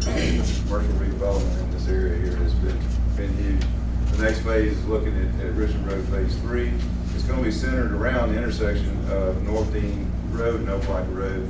The intent there is to add some lane widths back on Dean to get through the railroad tracks here to provide better flow of traffic. These improvements will actually eventually tie to where the future project at Antelope and Dean Road will come before you, and then these will terminate as needed to tie back into other lane tapers through there. But again, this is a pretty significant project here. Estimated budget is nearly approaching $10 million. So with that, dealing with the railroad track and this major infrastructure here, it's going to be a pretty significant project, and but we're underway on that. And ready to get that permitted too, so. Is there an overpass on the railroad? No. No. That's, That's not part of it. No, that's just Sugar Parkway, that's what we've got. so, Can we go back there? What's the joke? No. Not from a financial feasibility standpoint. I mean, yeah, in the millions, and then we've got to deal with right of way and the railroad tracks, you know, the railroad allowing it again. One of the challenges for the city engineer is the railroad, we also have a huge detention pond in front of an office building that's gonna have to be dealt with. And relocated, but, you know, if you guys want to talk about it, or we can. First tunnel, we need a tunnel. Oh, we need a tunnel? yeah. Okay. Allison, you want to tell them? I've always wanted to design one, so, yeah. That'd be the big dig of Auburn, that's right, there you All right, so I'll turn it over to Judge. go. All right, very good. Yeah, you got capital outlay, you said you only have one slide. Oh. I mean, it's only, compared to what Keith just showed you, it's only for like that. Look, rapid flashing beacons. Yeah, we got rapid flashing crosswalks. beacons, we're doing a total station. We're doing a lot of air conditioning stuff. So HVAC at the engineering facility as well as Boydton. And then USUV for inspection services is highlighted with fire inspectors. So with that, All right, we're gonna skip out of that and go to we'll pause there. Go get it, Judge.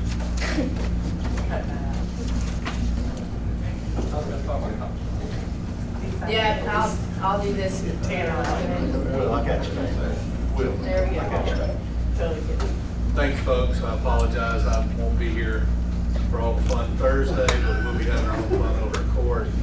I've run through this, Megan. It's somewhere between 8 and 57 minutes, but Yeah. done as quick as I possibly can. I know you love a long presentation. Johnny, I love to talk. Yeah. We just saw each other, 6 weeks ago. Dazzled you with all the stuff we've come up with then. There's not a lot changed. What I'm here today to talk about is the reason our budget request is a little bit higher than it's been in the past. There's a thing called the Mandatory Treatment Act of 1990, and what that does is it requires all citizens convicted of a drug or alcohol offense to undergo mandatory treatment. For the last, and that's determined by court referral officers trained by the state administrative office of courts. For the last 22 years, we've referred all of our drug and alcohol counsel defendants to Lee County. But at this point, we have outgrown their program. We're more than I'm supposed to call them clients, I call them defendants because that's what I call them in court. But our clients are more than 50% of the county's current caseload. They only come to see us one day a week, and that's just not working. We don't have enough manpower with the county to do what we need to do. So what we have to do is on October 1st, we're going to take over and have our own in-house on-site court referral program. And to that end, we have already submitted a contract, and thank Finance, Erica, for all the paperwork I had to send to the state. We've got all that turned in. We've hired a court referral officer, Miss Natalie Covington, who has been with the county for years and actually worked with the state for the last 2 years, training and overseeing all the statewide court referral programs. So she's kind of our ace in the hole when we start running on October 1st. We finished interviews today for a monitoring specialist who will work with Ms. Covington. Hope to have an offer out to them tomorrow. Theoretically, the program is supposed to be self-funded. We charge them evaluation fees, monthly monitoring fees, and if they take a drug test, we charge them a fee for that. Most of the fees go to the administrative office of courts, and then they pay us back 85% of those fees the following year. They pay it monthly.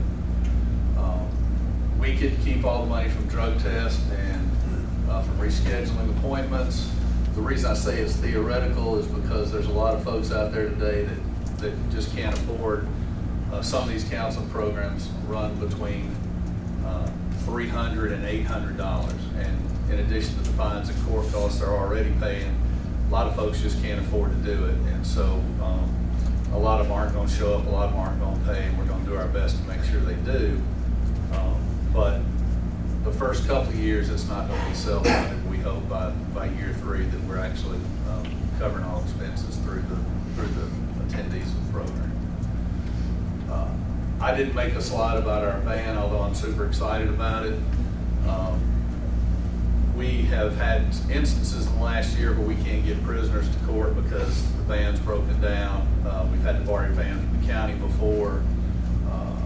I talked with Public Safety Director, and I have a judicial administrative fund that we amass every year from fees from bond fees that we charge defendants. And so that's, I'm not asking y'all for that money. That's money that we have set aside to benefit the court, and that's where that money's coming from. But other than that. It's on page 267, $90,000. So, and I think that's about 1/10 of that fund. There's a lot of reserve in that fund to help out. Certainly, if this program is not self-funding, that's somewhere we can possibly dig in for reserves. But other than that, our budget is simply, we added another probably $20,000 for drug testing kits and desk and things for the court referral office. That's not me. So, any questions? We can arrange for rides in the transport. Yeah, I asked Will if that was gonna be used, for football game, transport or post game. So, all right, so real quickly, just to summarize, I apologize, Will and Philip, that we ran over. We'll kick it back off with capital, on public safety, both capital outlay and capital projects. On Tuesday, that's an addition to this, and we'll bump economic development back into this schedule. And everybody, mind you, is just gonna be mainly talking about their initiatives and metrics so that you can see the outcome of the levels of service that we're providing. They're not regurgitating their budgets. This is more about what's going on in their departments, give them a chance to talk to you about that, and then we're gonna revisit a little bit on the solid waste fund and some rate information. All right, promise you not later than 6 o'clock, and give 3 minutes for your time back. Thank you.